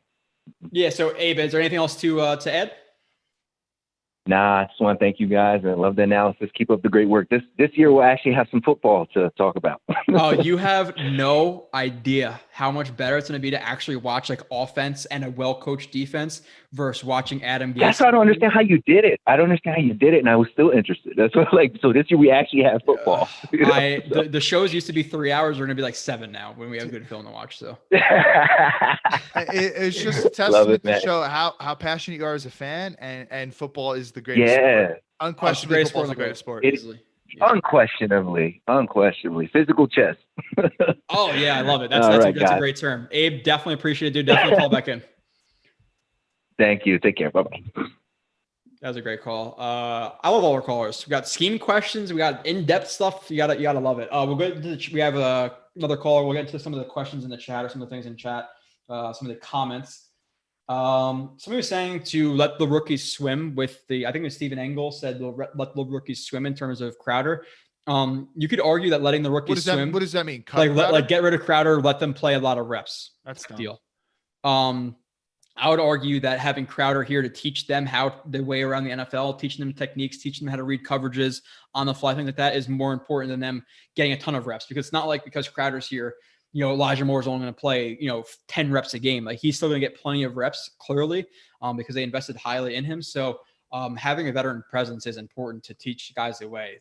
It's not just like, you just learn by playing. I would argue that you learn more by playing than not playing, but it's not like these guys aren't going to play. So anything else to add? We'll revisit the Crowder question next year. He's not under contract next year. So somebody said, like a midget at a urinal, I have to stay on my toes. I don't know, it's just jokes in here. I saw Zach some hasn't stopped jumping into defenders. I agree. Yeah, he's a little bit uneasy in the pocket. He has to lessen his hitch and just be a little bit more smooth in his step ups. He definitely he's jerky in the pocket once he gets pressured, but it'll be interesting to see.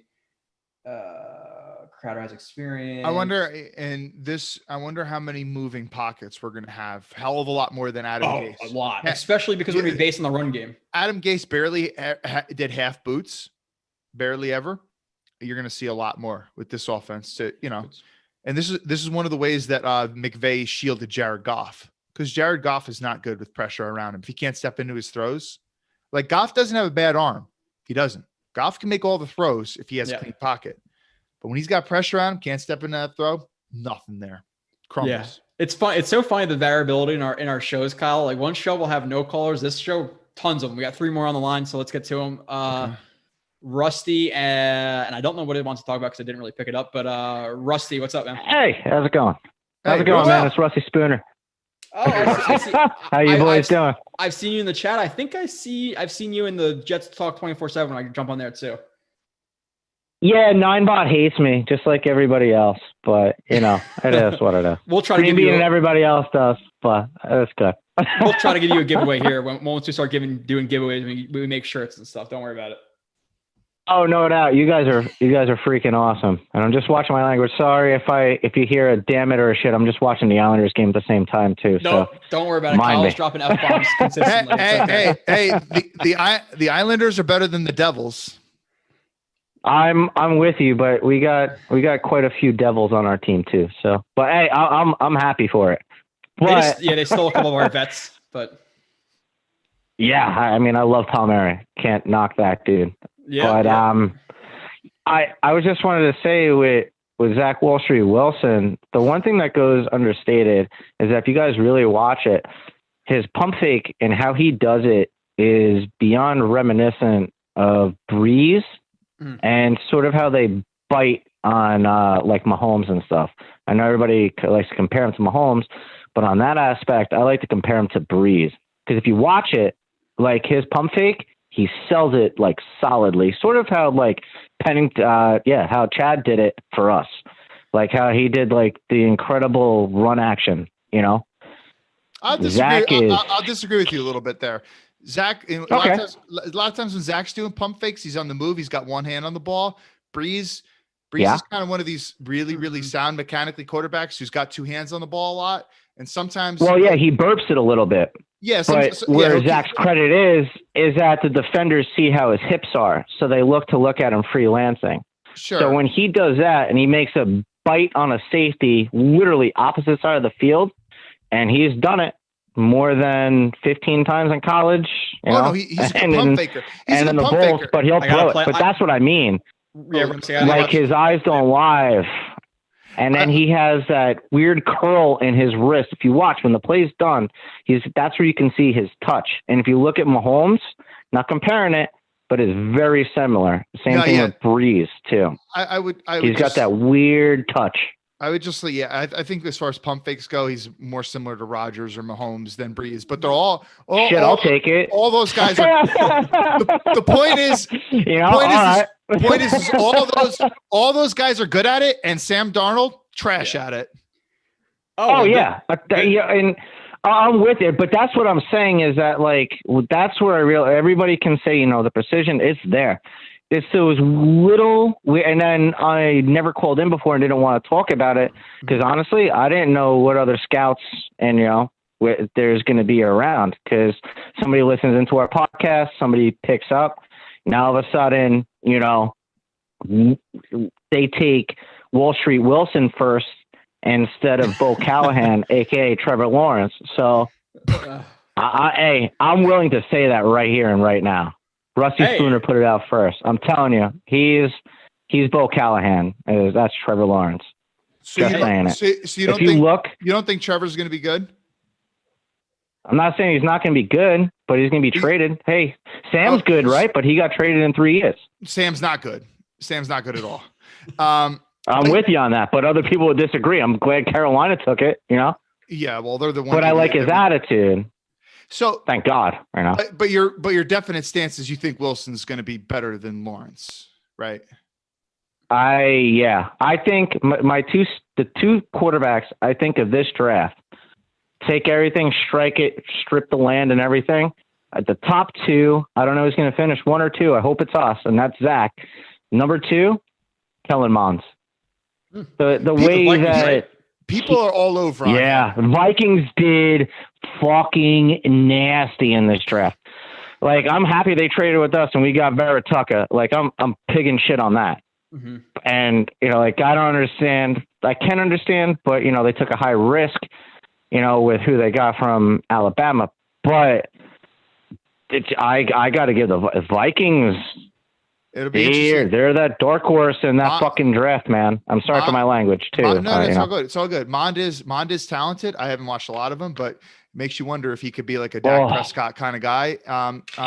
He's going to be better. He's got a better arm, no doubt about it. He's got a better arm, no doubt about it. But does he have Dak's pretty good in the pocket. Yeah. Always kind of was. I understand. And that's where it is. If you consistent. watch where the defenders are by his knees, that's what I was hoping.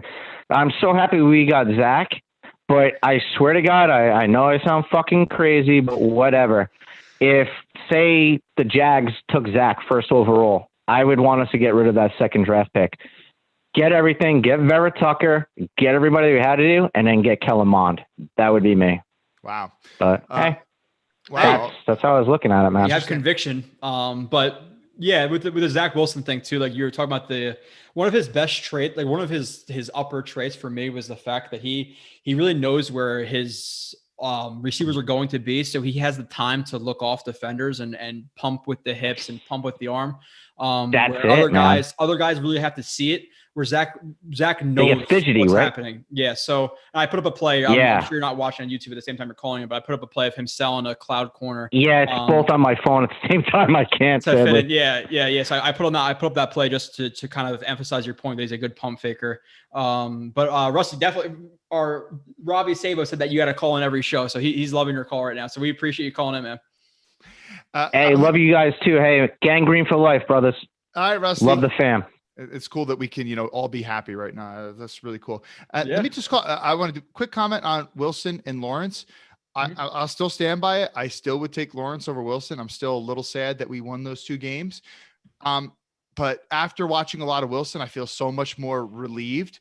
And I go back and forth in my mind. I said this last show, Joe, and you agreed with me.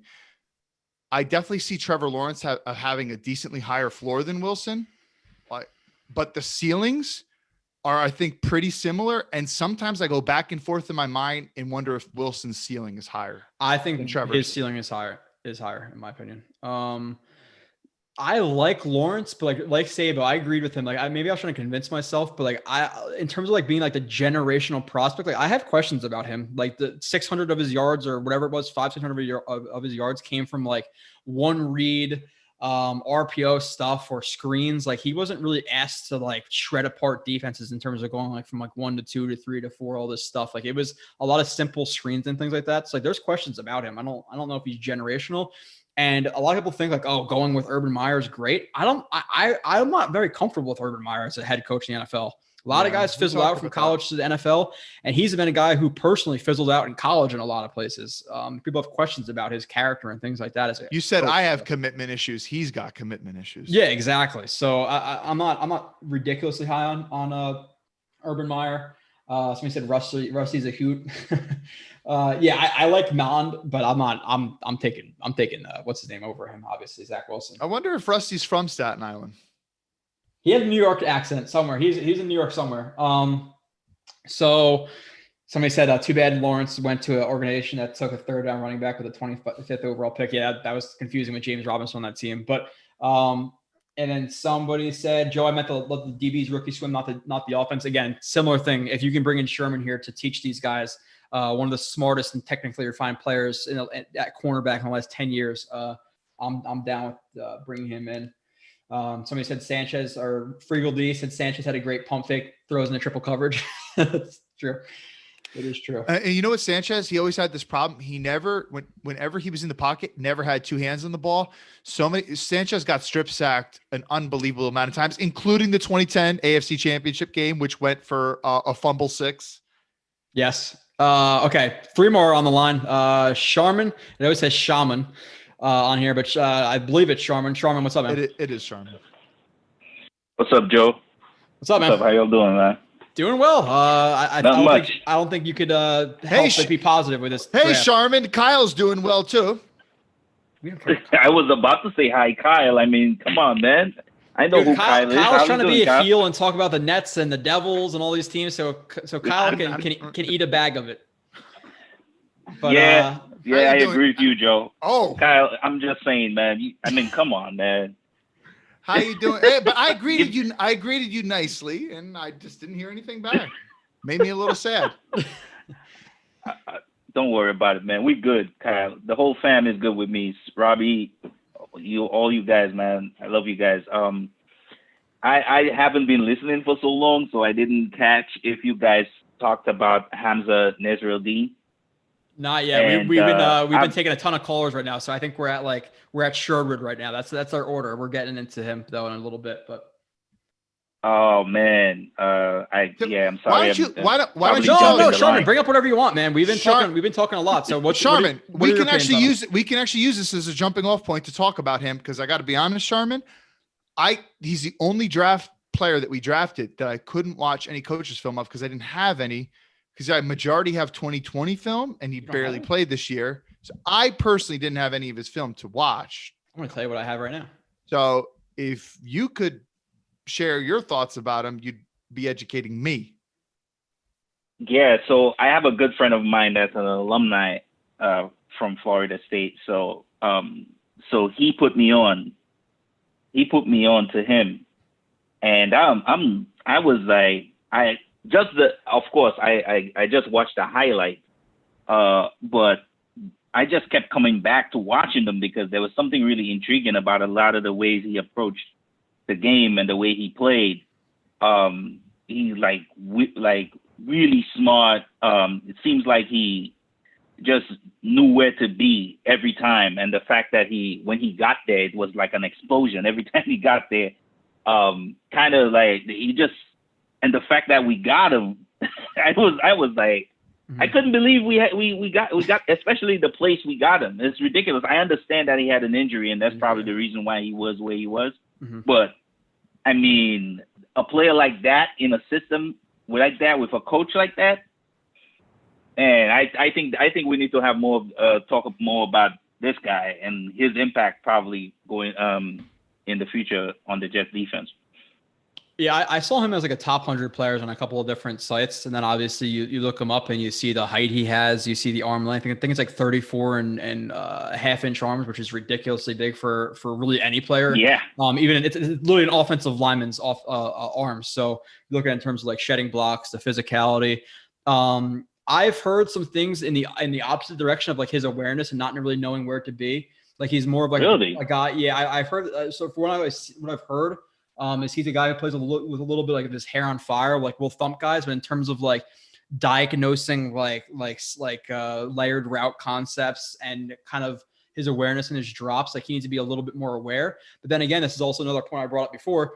There's a difference in criticizing a guy's coverage when you're expecting him to be a safety and play deep half or deep third than criticizing him as a linebacker. So obviously there's less coverage responsibility for that linebacker. So that's what the Jets are doing. They're not playing him at strong safety. They're not playing him at free safety. He's going to be in the box playing will.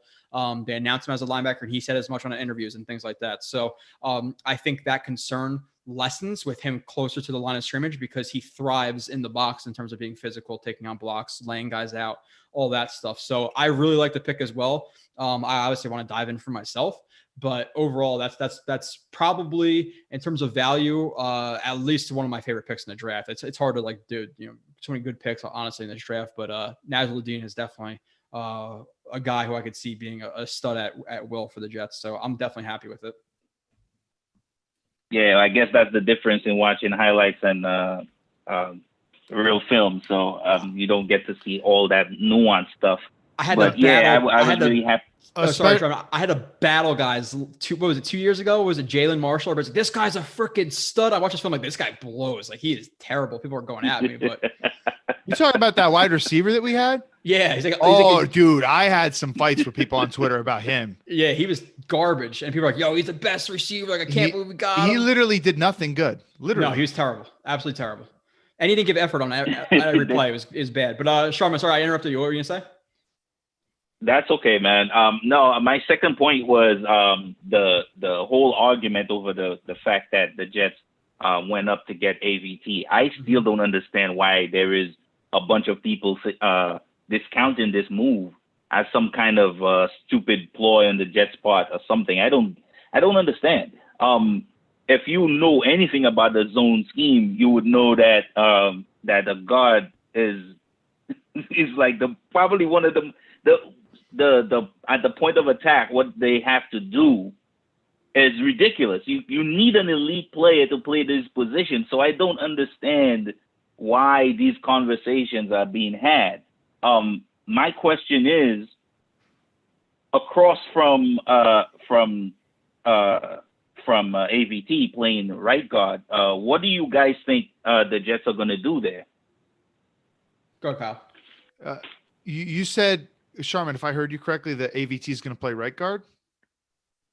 I mean, left guard. Right guard across. Okay. I mean, so then, okay, just so we got that clarification. So what's your question then exactly? No, like, who do you think they will have there playing? Because like I just stated how important yeah, I definitely think he's the guards are in a zone wide zone running scheme. Yeah. No, I completely agree with you. And I think that, and I know you said that you weren't able to catch the beginning of the show. And one thing that Joe and I definitely agreed on is that any smart team is going to factor in scheme, at least somewhat, in how high they grade a player. Supposedly Alijah Vera-Tucker was a top 10 player on the Jets draft board. And I think, and I think he's a perfect scheme fit. You talk about getting to the second level. This guy, he gets to the second level. He gets his hands on player. He might not mow guys. Sometimes he mows guys into the ground. You see it sometimes, but he's really good at just staying latched on a guy. Mm-hmm. And when you're talking about getting to the second level, you don't need to knock guys into the ground. You just need to stay on them so they don't slip off and make a tackle. Give the running back enough time to crease by. He's very good at perfect scheme fit. So it seems, based on what I've seen. And I really go ahead. Yeah, he's better than Becton in that sense, where he's more of like a grabber than a puncher. Like my problem with Becton was he definitely like tries to throw guys and they'll get off of them, use their lateral athleticism and make the tackle. Like you said, AVT grabs a guy and will just drive them. Like he might not slam him into the ground, but in terms of like getting like positional leverage, things like that, like he's really, really good at climbing, taking proper angles, hand placement. He's a stud. Like I said, like you could be mad, like you wanted Tevin Jenkins, whatever, but for the Jets to trade 2 third-round picks for a 4th and get a top 10 player on their board, who I think's a lock at least being an above average guard, if not a Pro Bowl guard. Like I really do have a lot of faith in this guy. Who's going to give a shit about 3 or 2 third-round picks in a couple of years when AVT is dominating next to Becton? Like, who cares? So Sharman, you were saying like, you don't understand why people are having this argument. Well, some people just like to argue for the sake of arguing. And the reality is fans are infatuated with trading back. I've noticed this with Jets fans. Yes. And I think part of it is because they realize like a lot of the good teams like the Ravens and Steelers and even the Patriots, they're teams that consistently have a lot of draft picks. And I think Jets fans are at least smart enough to realize that the Jets sometimes throughout their career, like think about 2010, they only had 3 draft picks. When you have a little amount of draft picks in a draft, it's usually not a good sign. So fans get obsessed with the idea of trading back and acquiring more picks, but it also, I think that comes from not from like what the other GMs do. I think that comes from more of, okay, we have these holes. I want to fill those holes. Yeah. And they don't really consider the value of the player versus another player. Which is dumb because if you draft a worse player who's not very good, you're not filling a hole. Yeah. So people, I don't know. Not as everyone is as smart as you, Sharman. So I think that's a simple answer to your question. Hey man, I'm partly smart because I follow Joe all the time and read all his stuff and watch his videos. So I appreciate that, to him, though, right? Smart idea, because how many Jets fans out there don't do that? And I remember this one idiot a couple weeks ago, Joe. Joe and I were laughing about this. One dude criticized Joe. I don't remember his name. He's some nobody. I can't even remember what it was about. Yeah. So I tweeted at the guy and I was like, took me a second. I was like, can you provide an example of when Joe said this and then contradicted himself? Just give me like one example, and the guy never responded to me. So when people do that stuff, I'm like, okay, go to one of the film reviews and just question one of the plays, and we can debate it. Like, go ahead, and then they don't really do it. But okay, so Sherman, anything else to add? We appreciate the call for sure. Oh, just the last thing is, man, just the sheer amount of exuberance, I guess you would say, coming from the Jets fans, man. I'm really happy, man. I haven't felt like this, and I've been watching football for a long time, Jets football for a very long time, and I just can't wait to see not only what we do on offense, which I think is going to be something we haven't seen in a Jets uniform in a long time, but what our coach is going to do on defense, man. Thank you again, guys, and take care. Joe, again, congratulations, brother. Thanks, man. I appreciate it. I'll talk to you soon, I'm sure. All right, brother. Take it easy. Some people in the chat said, good sign for Cam Clark's development that we didn't draft a second interior offensive lineman.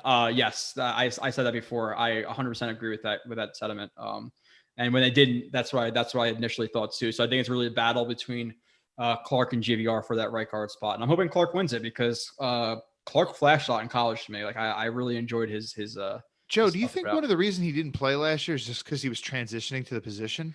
Transitioning to the position, he's also injured initially. Yeah, but do you think the injury was really serious, or it was just kind of one of those things where they just try to do it to conserve a roster spot? You know, they used to in New England, they call this the Foxborough flu, where they would put a guy in IR who only had a minor injury, but it's just so that they can save him without having to put him on the active roster. It could be both that and the fact that, you know, Adam Gase was the coach and he likes veterans. Obviously, you had Ty Johnson and Josh Adams come in and average like 5 yards per carry, and then you put Gore in there to run into the A gap and just duck his head. Gore's vision was bad last year; it just wasn't good. Dude, Lewis, but honestly though, like, oh man, I really wish we just get to see some of them. It's such a meaningless season. You're so bad. Alex Lewis sucks. Put Cam Clark in there and just see what he's got. Somebody asked about Lewis. But that's Adam Gase stuff for you. At this point, I would cut Lewis. Yeah. Keep Feeney, keep GVR as your backup guard centers, and then I would prefer them to have another backup tackle. Like I don't like McDermott there and Adoga, but it is what it is. So I don't think there's a point of a Lewis on this team for $5 million. If he made 2, fine, but 5, no. Rusty is from Long Island. I think you predicted Long Island, right? Is that what you said, or you said Staten Island? I said Staten. Tommy Clark posted a footwork video on Twitter. I didn't see that. Who? Clark. I guess Cam Clark put a footwork video on Twitter. I want to see that. Oh, really? I haven't seen that. Okay, we have 2 more. Let's see. I think it's George Fantz fit into new scheme. I don't know what the name is though. I think it's Mike. Michael, what's up? What's up, fellas? Oh, I know your name. I'm blanking on it, but I know that voice. What's up, man? This is Hoof. I'm Hoof. I'm a member of Jet X. What's up, Kyle? What's up, Joe? How you doing, bro? Man. Listen, I'm doing it. First time I ever called this show. Followed Joe. I thought you were Matt Schroeder. My bad. But Jet X subscriber, I appreciate you a lot. So thank you for calling for the first time for sure. Yeah, sure. I've been following you since back when Cool Your Jets, I think it was, or something like that. Before you got on Jet. I started with Turn on the Jets. Well, it was Turn on the Jets and Jet Nation Radio. So maybe that's Turn on the Jets. Yeah. That was it. So listen, first off, before I get into the fan stuff, my first Jet game was 1982 with the Sack Exchange at Shea Stadium. Oh, wow. Sitting all the way in the upper left field, the upper deck and left field at Shea Stadium. How old were I was you? 11. Oh, wow. Okay. 11. I was 11. Watched them kick Tampa Bay's ass like 34-12 or something like that. Gastineau, Klecko, Abdul Salam, white face mask, everybody going crazy. So the only relevance of that is that there have been very few drafts where people have had a positive vibe. Forget like the grades that are good, but like you just have a good vibe off this draft. You know what I mean? And when you say that, so you mean that like was just my first thing. You mean like a good vibe that's pretty much universal amongst the fan base. This is what you mean, right? And critics, right? Because like, listen, you get these. Well, first of all, there's so many illiterate Jet fans. It seems like there's more illiterate Jet fans than any other fan base out there. And they're always selling themselves into all these draft picks. You know what I mean? Like selling themselves into these guys who suck. And it's like, no, this guy sucks. Like, no, you know, of course. This has been a good draft. So I appreciate all the film breakdowns. That's fantastic. It really educates a lot of these guys that otherwise wouldn't have a clue. It's more of a niche for sure, but I don't, you know, if you want to go to the other podcasts like WFAN type shit, like there's just too much of that out there. So we really try to fill that niche with JetX, and I think that's why you subscribe. So I definitely appreciate that. But obviously you being you're 47, 48 years old, right? Am I getting that math right? I'm going to be 50. Yeah, I'm going to be 50. Okay. So bad math. I'm not a math. So I've suffered through the worst of it. But you've said you've seen obviously a lot of Jets football. You've seen bad eras. You've seen some good ones, but you have some, you know, not too many years, but at least enough years on me to have a lot more experience with the Jets. So what are your feelings on like the whole direction they're going with Douglas, with Salah? Like, is it fool's gold to you? Or are you really like selling out for this like other fans are? Because I've been watching for at least a decent amount of time. And this is the most positive I've been about a coach with a GM, from him coming in and speaking to the players like he does, from changing the organization or the structure of the organization in terms of how they report to the owner. Like, there's so many positives right now from the Jets that I can't help but feel really optimistic. But from a guy with more experience, how do you feel about it? Exactly the same way. And that's exactly where it started, when they restructured the organization. Mm-hmm. Until they restructured the organization, it was still going to be a shit show no matter what. You know, so now you got Salah, who's a legit head coach, CEO of the team.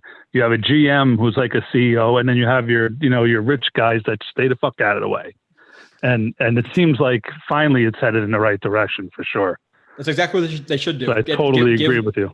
Put out the money when it's needed, but in terms of like, oh, we got to hire Casserly to do this, or we got to bring in Tebow, or like, 100% Woody Johnson was into bringing back Revis and Cromartie when they did, and then obviously it didn't work out for more than a couple of games. So I like that he's really staying out of the way, even though he's becoming a savage on Twitter now, which I love Woody for that. But like that doesn't matter.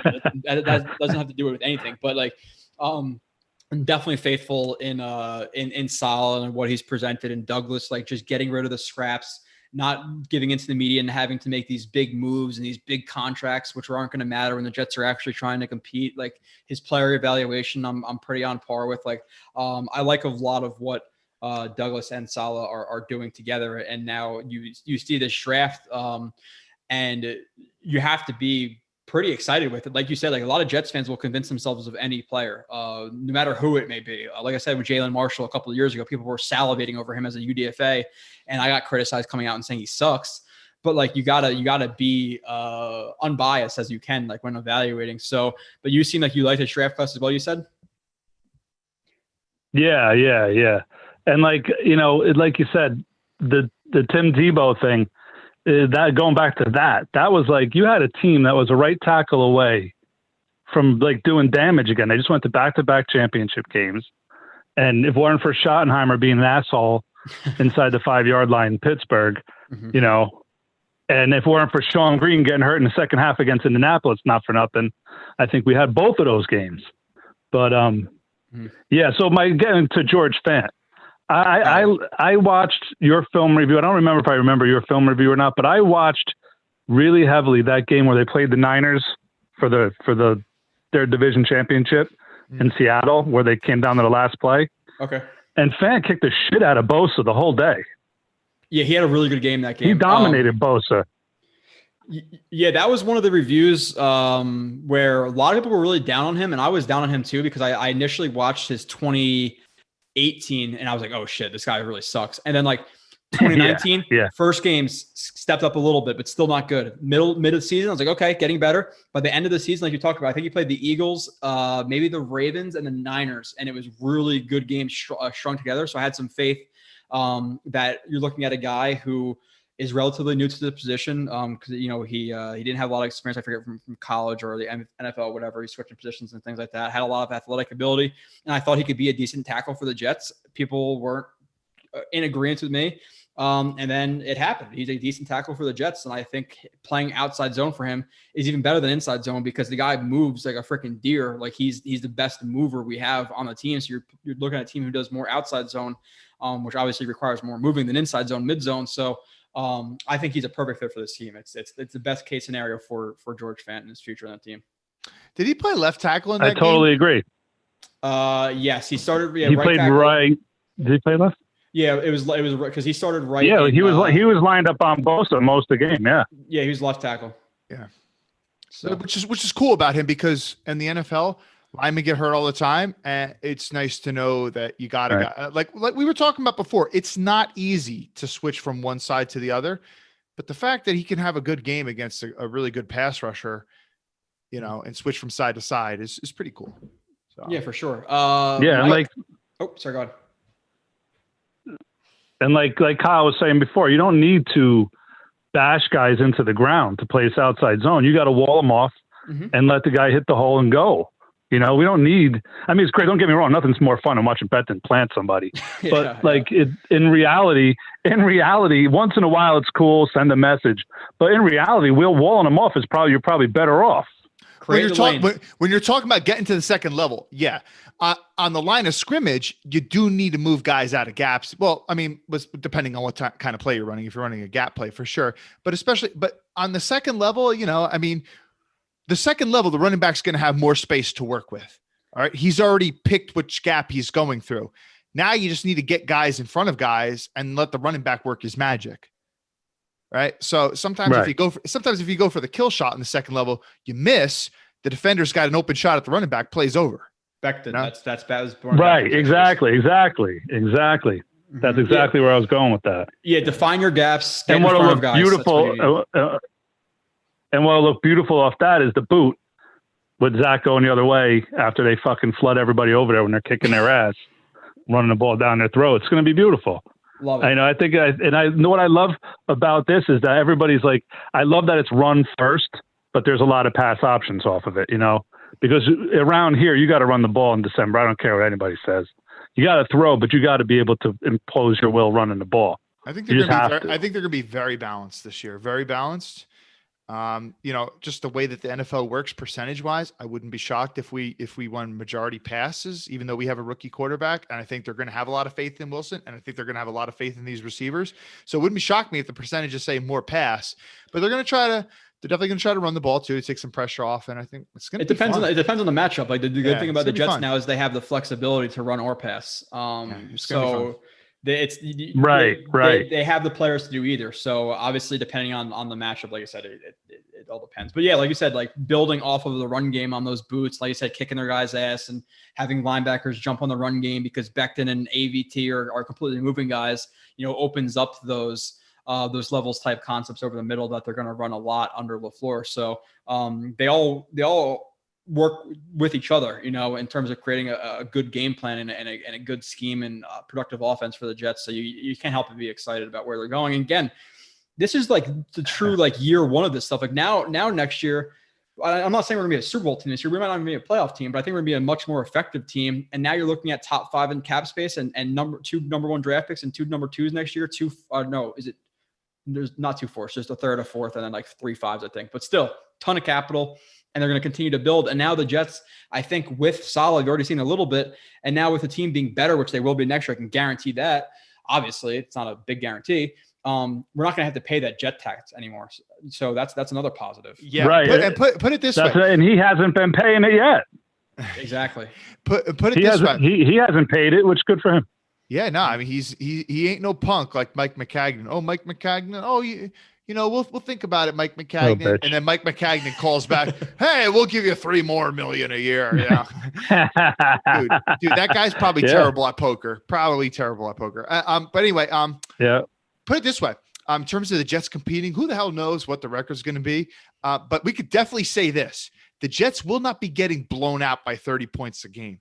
Even the games they're going to lose, they're going to be a lot more closer games this year because Adam Gase is the king at getting blown out. Mm-hmm. We will not see that. Yeah, not only that, people aren't going to want to play us, which is nice.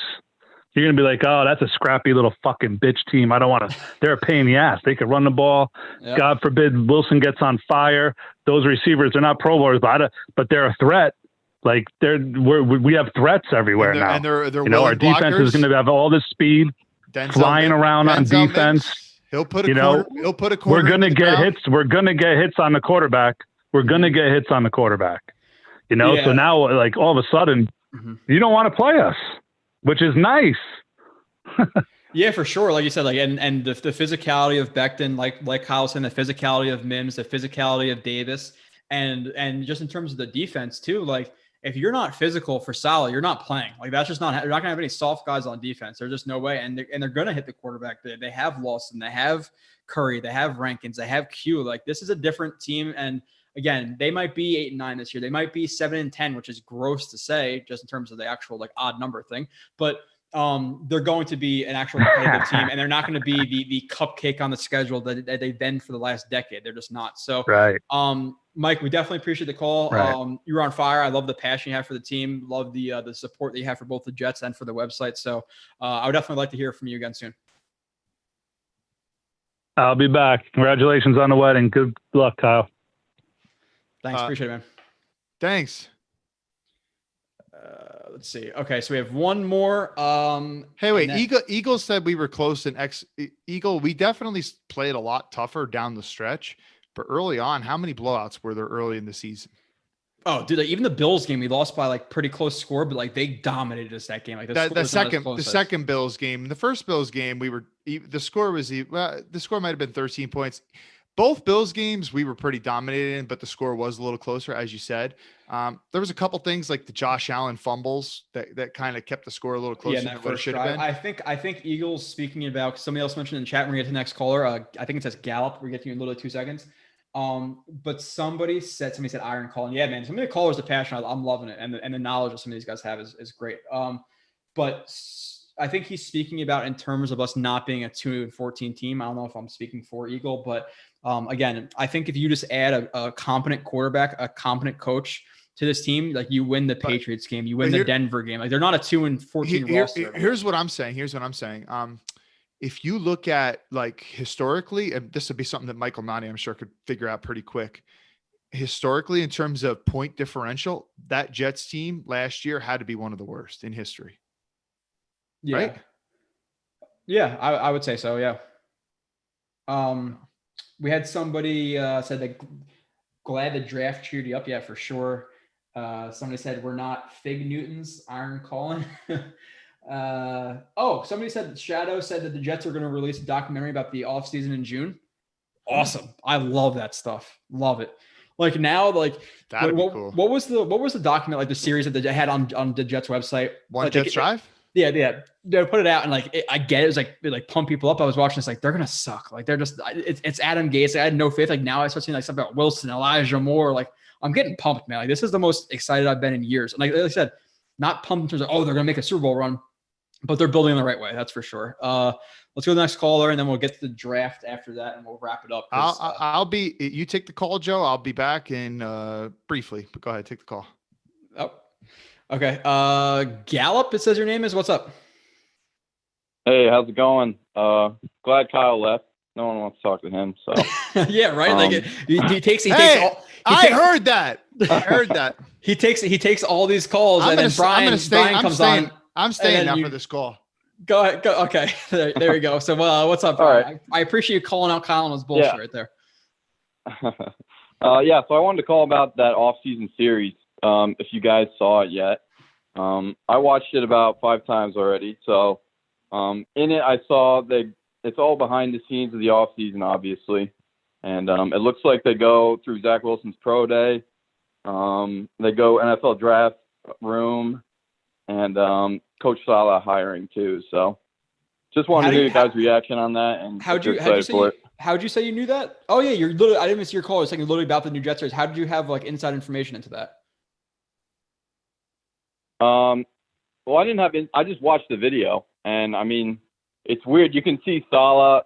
He's wearing the same thing he did at the pro day. So, I mean, you can tell they go into the pro day. Yeah, my bad. I guess I'm just severely behind on whatever is happening on Twitter the last 3 hours with this documentary series and stuff like that. But yeah, no, it's awesome. Like being able to see like how it's actually built, how they view draft boards, who's off their board. Like if they can give any of those little tidbits of information, it's awesome because a lot of fans just think it's as simple as Madden, and it's really not. So I'm gonna really enjoy this series. The Colts did a series. Mm-hmm.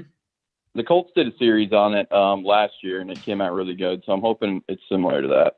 Yeah, for sure. And then I see something about you wanted to talk about the defensive starting lineup, I think is in your screen too. Yeah, I actually called about that earlier, and then I was like, screw that question. Oh, why not? So we can answer. Is that what you're just asking in terms of like what the lineup is going to be or what we think it's going to be based on what it is, today, like what the roster is today? Yeah, just how you guys project the defensive starting lineup with the new off-season additions, basically. Kyle, go ahead because you're going to leave because you're saying that Brian's call is not important enough because I never said that. I just happen to drink a lot of water, but apparently Brian's got some shit. He's talking to me, so I'm staying on just to spite him. I appreciate that. Brian, you were talking about the depth chart, if I heard you correctly, because I started Googling what you were talking about because I haven't seen it yet. There's the lineup, the defensive lineup. If you had to predict it. Joe, why don't you screen share the Jet X depth chart that you guys got? Because I know Robbie's been tweeting that out and stuff, and it's on the website. No pressure. Don't worry about it. All right. Go ahead. I mean, you guys can watch the hype video too if you get a chance. The hype video. I mean, where is this at? I don't know if you want to watch it on air, go on the official Jets YouTube channel. I just Googled it. You'll find it there. Is on NewYorkJets.com. I'll play it. They're not going to kick us off. Oh no, it's a 1 minute and 21 second. It's a trailer. They want that because they want people to watch it, so they wouldn't mind. Yeah, Why would they care? Okay, I'm gonna share it. But you could just do it right from YouTube. I'll share for a second once we get off the call. Is there anything else you want to discuss before we get into this docu-series? Oh no, let's do the lineup and then we'll get into it, Kyle. So the lineup, I think it's relatively simple. Obviously, it depends on the look, but I think they're going to stay in base 4-3 more than some people think they are. So obviously, you have Q. Let's say probably it depends on if it's a run look or a pass look. But in terms of their best players on the team, you're gonna have the 2 D tackles as Q and Rankins. Then the edge is going to be Lawson and John Franklin Myers, and obviously on pass down or pass versus runs down, that's when it's going to depend on Fadu Kasi coming in and Curry coming in, rest, all that stuff. They have a deep rotation there. The will is probably going to be Sherwood, I would assume, just because he's the higher draft pick. You have Mosley as the Mike. You have Davis as the Sam, and then 2 outside corners right now is Hall and Pinnock. I'm putting more faith in Pinnock on his first season than I am in Bless Austin coming in. And then I think at slot, it's either going to be Guidry or you're going to have what's his name? Michael Carter II. I like Guidry from Duke. I truly like Guidry. And then I think they're going to compete for that job. And then at safety, obviously you have what is it called? I would say it's probably Joyner more low at the strong, and then May high. But then I think there's gonna be a lot of big nickel looks too when they get into lighter personnel. They're gonna have Davis and Joyner kind of flex into the box with May staying high, and then probably one of Sherwood or Davis coming off the field. So I think there's gonna be a lot of big nickel looks just based on the Jets' depth chart at corner right now. So that's just mine quickly. Kyle, I don't know if you disagree or anything like that. No, I don't. Oh, there you go. He brought up as I was speaking. There you go. I don't know if that's the same as what I guess Robbie made this. I think so. Yeah, that's what I would say. Even though Marshall was miscast as a 0 or 1 tech, so I think he's probably more of a 3 to be completely honest, Robbie. But no, he's definitely not a 0. Put on his tape, that dude. I mean, he's 310 pounds, so just from a stature standpoint, he's not a 0. But some guys might be undersized, but can still play good there, especially when you're going against college competition. No, this dude was getting completely washed out of the A gap completely. Every time, he was made to 2 gap on as a 0 tech. Mm-hmm. So you definitely wouldn't want to put him there, but he's not going to start anyway. So it doesn't matter. So Brian, we definitely appreciate the call. And now I'm going to definitely get into this docu-series thing you're talking about because it's exciting to share to me, but, do you have anything else you want to add? Cause you obviously were on hold for a little bit. I'm not trying to cut your call short, but is there anything else you want to add? Yeah, you guys get a chance to see the kind of I love all the behind the scenes stuff. So AJ Brown was with Elijah Moore during the draft day. Yeah, that video got me more hyped about his potential than any highlight tape. So I was just curious if you guys saw that. I think when you have a player of AJ's caliber, and let's talk about some specific quotes that AJ said. AJ said, "The only thing I got over you is heart. meaning like you're more physically talented than me. And that doesn't, and by the way, a comment like that doesn't mean you don't have heart, Elijah Moore. Obviously, AJ Brown thinks high of Elijah Moore in his heart. He wouldn't say that otherwise, but he's just saying what makes me good is I'm pretty big, I'm pretty jacked, but I got heart. I play hard. But he's saying Moore, basically, you might have better hands than me. You might be faster than me. You might run better routes than me. He's basically saying you got that over me. So for a player like that, and obviously you want to gas up your friends and things like that, but to spend not when he's crying though. Yeah, and to spend the draft with him and stuff, don't take that lightly. I think there's a lot to be said for something like that. So I think anyone in their right mind would watch that and also get hyped up the way you did. It speaks about his character. You have guys like AJ Brown coming on talking about his talent. You also had Odell Beckham came out like a month ago or two. He's like this guy's gonna be like good. Like he pretty much said that on Twitter. I forget. Did he know him from like his youth, or did he just from watching film or whatever? I guess film. I guess what he's seen in college or what he's watched. I'm not really too sure, but I'll take that from Odell. Odell's always been known for his route running and stuff. Dude, if Odell's healthy, he's a top 5 receiver on in the that NFL. Ole Miss wide receiver bandwagon, I think. Right? Yeah, they've had some talent come out of there at the receiver position. Yeah, for sure. You're looking at a guy again who me and Kyle mentioned it before. You're looking at a guy who broke AJ Brown's and Metcalf's record. I forget what records they are exactly, but he broke a lot of their records in 2 less games than they played. Like he's legit. And Kyle and I argued that he was underused in Ole Miss's offense. Like he could have been used even more. So, and I think all 3 of those guys would have been drafted higher if they had better quarterback play.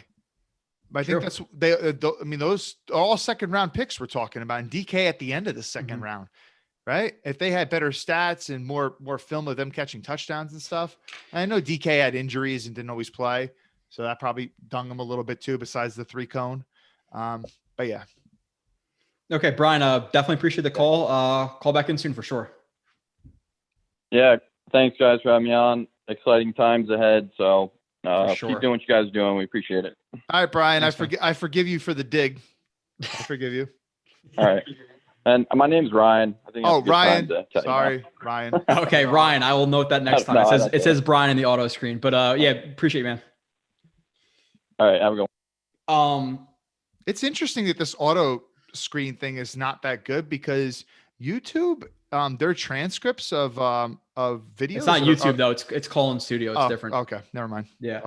Let's get to the chat real quick, and then we'll go to that. We'll go to that YouTube video or whatever. Eagles said Zack Wilson tossed for 33 touchdowns, 3 interceptions, 1 on a Hail Mary and 2 on drop passes. Correct me if I'm wrong, with no NFL talent. Yeah, like a lot of people talk about like the Coastal Carolina game. Like it wasn't his best game. It was decent, but it was a bad game from him. People bring up the interception. It was like a Hail Mary before halftime that was intercepted. Like a lot of his, now were there some balls that I could argue that could be intercepted because of his trajectory on balls deep? Yes, but overall, like he definitely got less risk adverse in 2020 than he was in 2019.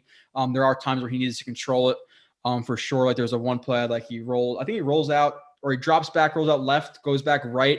And there's a guy in like a deep over. And there's like a safety like biting down the middle of the field, and he throws the ball like sidearm across his body. And the safety, if he took a better angle, could have picked it off. Like there's some things like that I see in his film. But yeah, overall, again, he's watched the videos. Like if you just bring up the stats and the schedule and the conference and all that shit, then that's really shallow arguments. Again, I'll put out in total 9+ hours of Zack Wilson film. So if you want to contest it and say he's shitty, then go ahead. But he's a good player.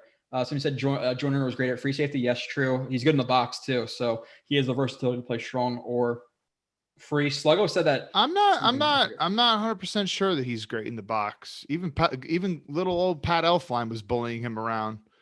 I'm not saying in the box. Yeah, you're talking about a small dude. I know. Yeah, you're talking about 300 pound. Yeah, it depends on what you're asking to do in the box. We're talking to take tackles and guards head-ons, and then yeah, he's not great in the box. But in terms of like being quick to twitch, willing to throw his head in there, tackling. Like I think he's better tackling in short areas than he is in space. In space, people talk about his tackling is really good.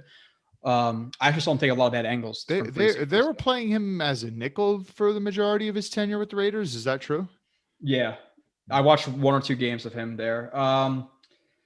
Let's see. It's interesting. Yeah, I mean, obviously you want him high, but May, in my opinion, is pretty damn good back there. So Yeah, he'll play.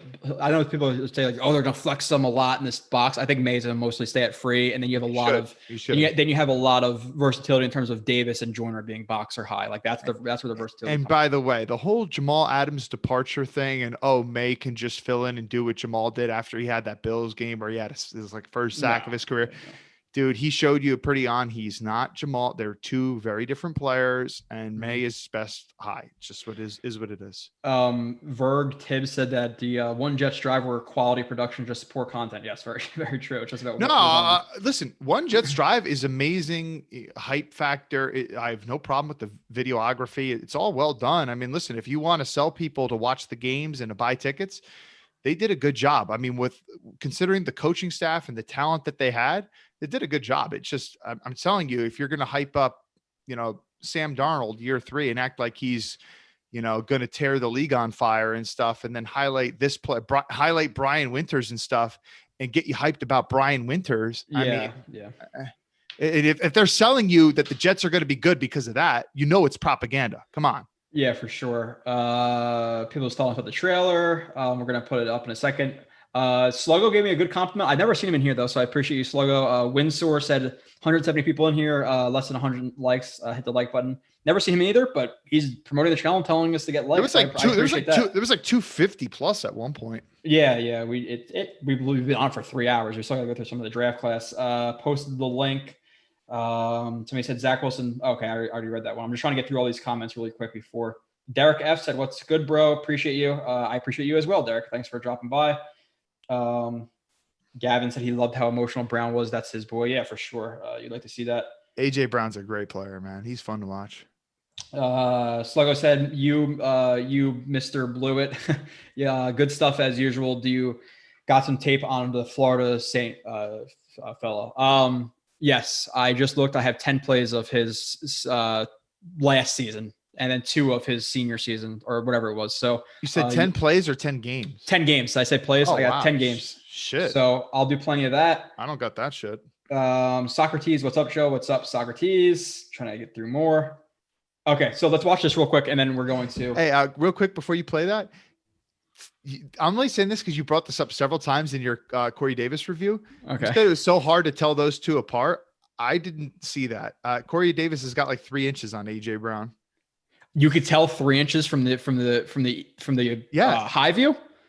Yeah, 3 inches. It's pretty. I mean, it makes it a lot more obvious. I mean, it's not like they're an inch difference. It's 3 inches. You're hyping yourself up too much. You don't. No, I'm serious. I didn't think it was that hard to tell them apart. I'm just okay. Well, you know what? You have a better eye for telling different guys in the lineups. Okay.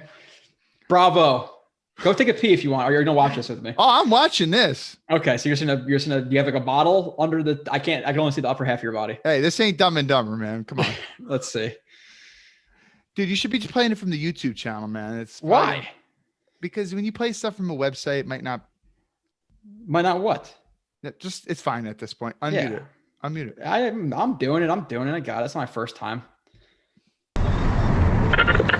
So middle of the week, we still have some clouds around, still dealing with some of the colder than normal temperatures out there. I just feel like that's a good direction for this Jets franchise to go in.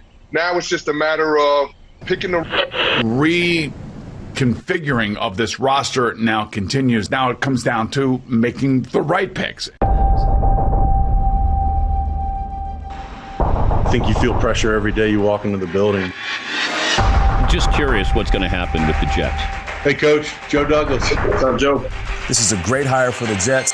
This year's NFL draft starts at number 2. The Jets are in the 2 spot. What do you think the Jets should do? He has a cannon. He's accurate. What should the Jets do? The New York Jets select. What do you think is going on in Joe Douglas's mind right now?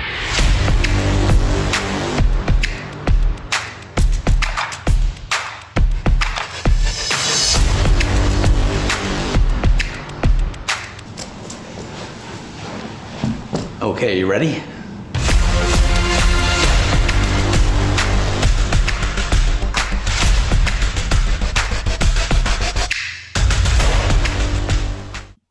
I wonder how long these episodes are. I mean, you say documentary, it makes it sound like it's really long. That's the first thing I think about. So I'm hoping they're like an hour plus. The thing I always notice about the Jets website when you watch videos, like interviews and stuff on there, their screen always like parts over like green like that. Like why do you think I told you to figure that out? YouTube?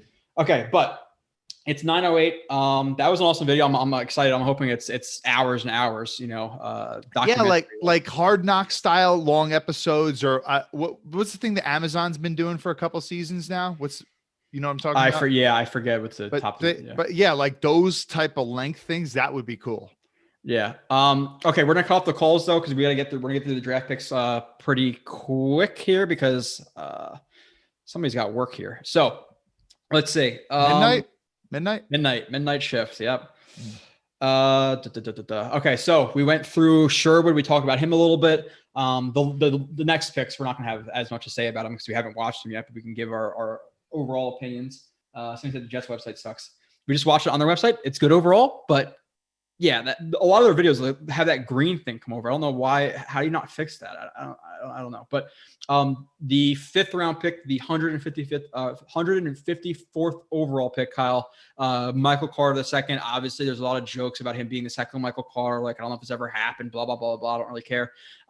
The safety / slot nickel from Duke. What are your thoughts on what you've seen from him? I got to watch one of his games, coach film, and he looked like okay, but I think he got hurt in the game, and then like I started like watching the rest. I'm like, where the hell is he? I don't see him anymore. I don't have a strong opinion about this player yet. He does look fast. He does look like he's athletic and stuff. Maybe they listed him as a safety. I don't, personally, his body style and the way he moves and stuff, I don't see him as a safety. I see him more in the slot, which I think is what you said as well. Yeah. Rusty said you guys are awesome. By the way, I haven't really seen Rusty in here. So this is his first time being in here. And first time I've noticed. Yeah. First time I've noticed. But so, with Carter, and I think somebody said this was a quote from the Connor Hughes podcast, that the Jets were really, really high on him. I don't know if it's inside information or whatever, but yeah, from what again, people I respect, really in terms of like speed and twitchiness, like he has that. He plays the ball well. Seems like he'll definitely be a slot guy for the Jets. He'll compete with Guidry, and then now they have the backup slot regardless. So he just seems like a faster slot guy, and apparently people commend him for like his awareness and like smarts of the game. So it seems like a Douglas trend. So again, we don't really know yet. But do I like the pick that they needed a corner? 100%. Like they needed to start addressing corner linebacker. Obviously, after going 4 offensive picks in a row, their next 2 picks were the 2 biggest needs on the defense, linebacker, corner. Now the next pick, 19 picks later at 175. You have Jason Pinnock, the cornerback from Pittsburgh, which, by the way, you're talking about like behind the scenes stuff. If you haven't seen him get drafted by the Jets in that moment, go on my Twitter. He was with like 100 family members, and he like literally was like falling over and like crying, like so freaking excited to get drafted by the Jets, which is awesome. Like these guys' lives are changing, so nice to see. What are your thoughts on the pick, the position, et cetera, et cetera? Dude, I love that they drafted 3 corners because, dude, I know I say this all the time. I'm a broken record, so I don't care. How many corners are really good and finish their second contract out, regardless whether or not they leave as an unrestricted free agent, go to a different team, or if they even finish out their second contract with the team that drafted them? Corners, it's such a tough position to play. You lose your athleticism, you lose your speed. Cornerback, you need to be faster, and they are faster, generally speaking, than receivers, because if a receiver gets a step on you, you need to be able to catch up to him. So, corners, they just fade away. So I like drafting young guys. So like the Jets fans out there that want to sign Steven Nelson and Richard Sherman, come on, what do you think? No. I mean, there's some that out there that want to do that. Like, so could they use one veteran? Sure. I have no problem with that, but I like you're drafting 3 young guys. If you hit on one of them, that's great. So I like that just in and of itself.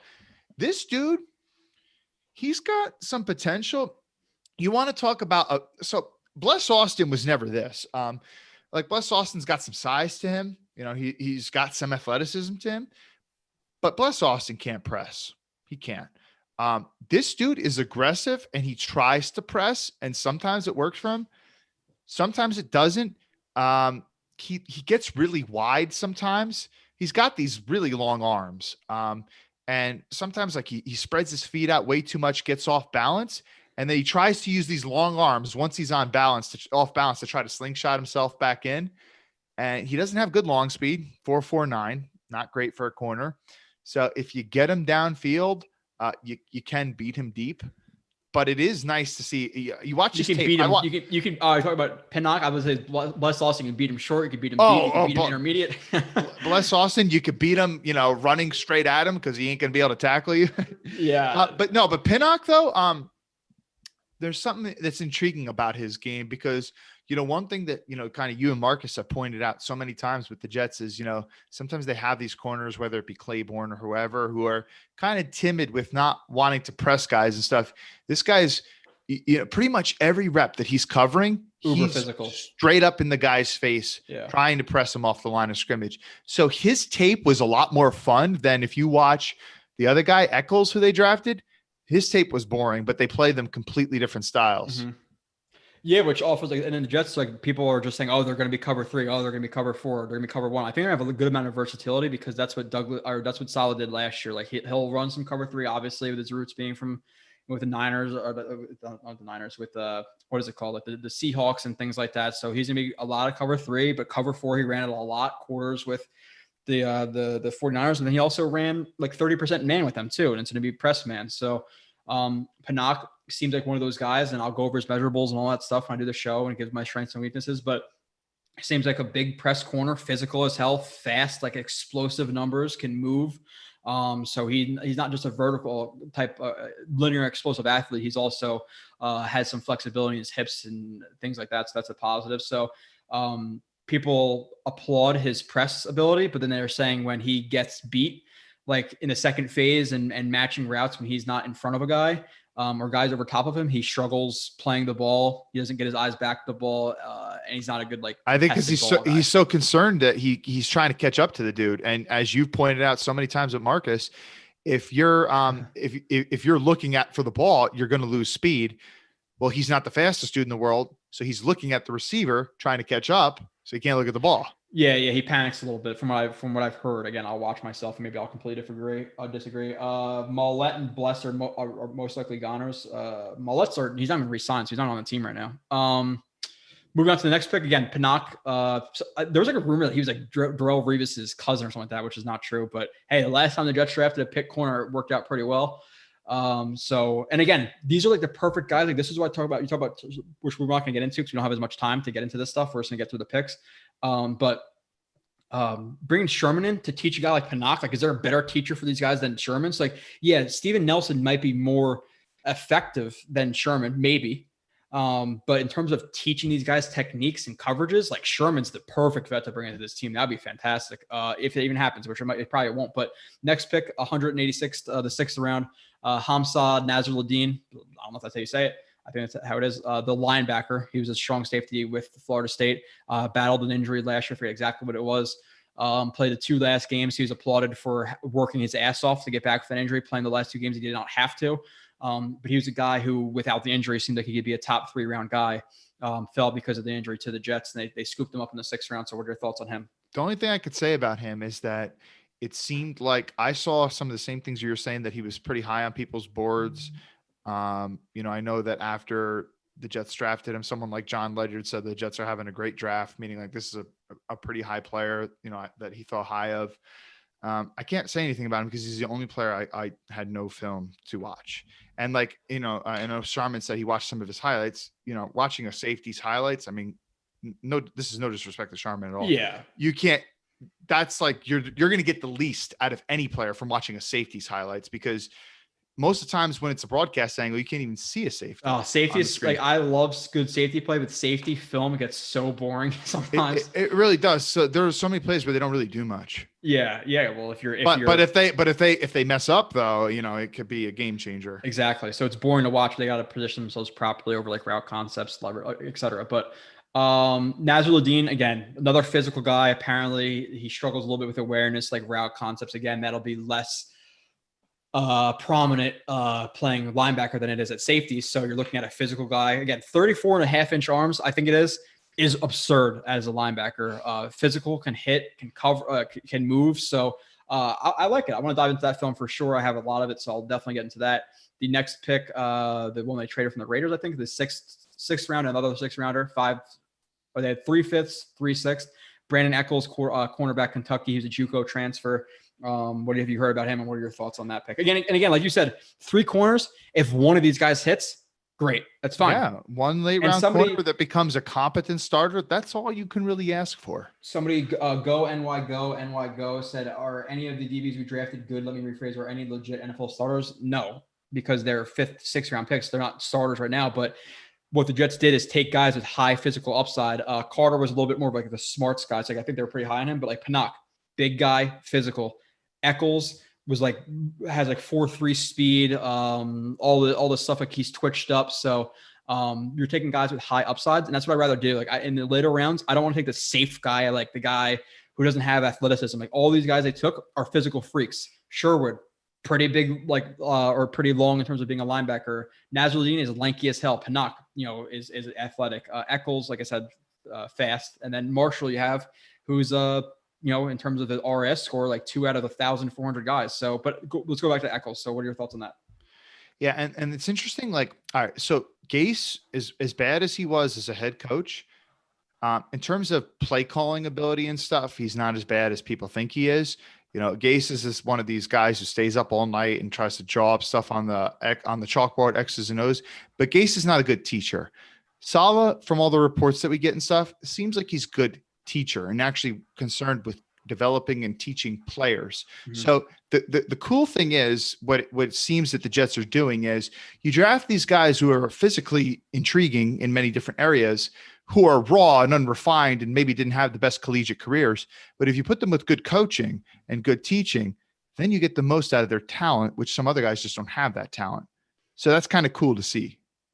Yeah, for sure. And like look at their roster last year, obviously considering the injuries, then look at like their corners minus Sherman. Like none of those guys were highly touted corners like Quan Williams and Witherspoon. Like they were more of the lower tier guys. So they made out to be pretty productive corners. So you're getting 3 corners in the later rounds who were all physically gifted. And again, from Eccles, people say obviously he's a smaller guy. I forget exactly what the measurables are, but he's smaller. I know he's a good like linear athlete, like straight line type athlete, but in terms of like him moving and like the flexibility in the hips and be able to transition footwork, all that stuff, apparently he struggles. So he might be a smaller outside corner. Like based on what I've seen, he looks like a smaller outside corner, not a slot guy. So it seems like the only slot guy that played him. I watched one game. I wish I could have got more from it. I'm sorry, pretty ignorant. I didn't see much.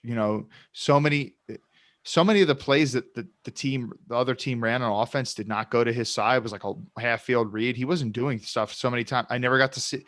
Not that I can remember. I don't ever really see him running downfield with receiver.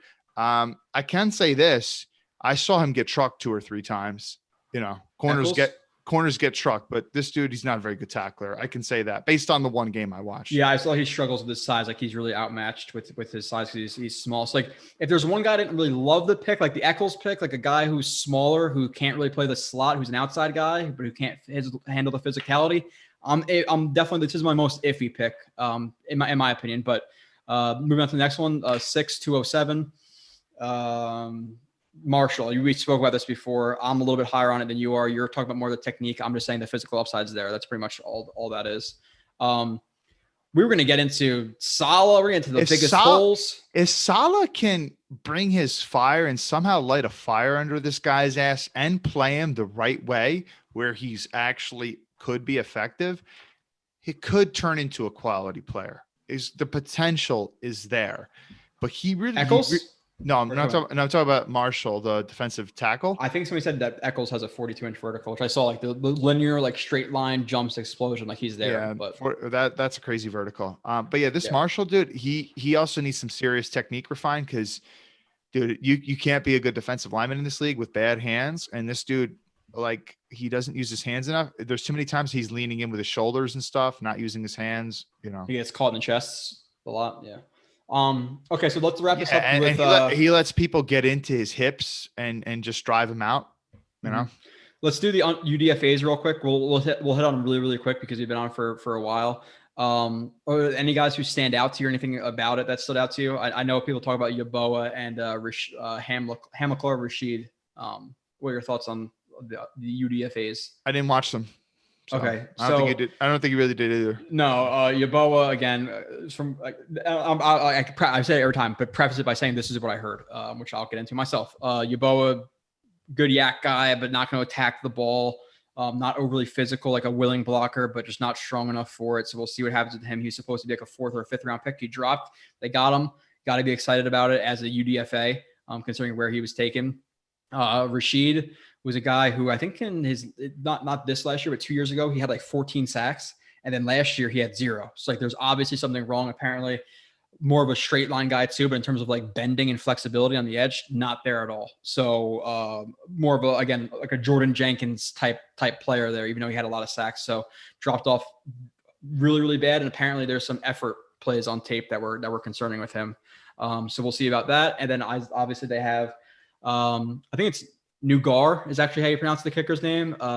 He missed 2 kicks from 50 plus, which is, whatever, like he's a UDFA. I would like to see Borgalis or whatever. And then the only other guy who was worth mentioning, at least that I saw, was Isaiah Dunn, the corner from Ohio, from Oregon State. Just because the Jets gave him like the largest bonus they've ever given or was ever given to a corner, something about a huge bonus. So that's the guy to watch. I'll do a film breakdown on, because obviously the Jets valued him higher than any of the other guys if they were willing to spend that much on him. So that's pretty much my wrap up. Is anything else you want to comment on that? No, we've spoken so much. I don't think anything else I have to say. No. So appreciate everybody in the chat. We are going to talk soon. I'll be back in probably a week or 2 with myself and Sabo. We'll get into some other topics that we didn't get into tonight. What about Michael? Me, Sabo, and Michael. I'll talk about the biggest holes. We'll talk about the defensive line where it stands up. We'll talk about the wide receiver group. We'll talk about players who might make the teams in the hotly contested positions. We'll talk about a lot of stuff. So I appreciate everybody for tuning in, the people who stuck here for 3.5 hours. We do this every single first Monday of the month. Ideally, we usually do, but sometimes we might get out of schedule a little bit, depending on me, usually. So we appreciate everybody, and we'll talk to you soon. Peace.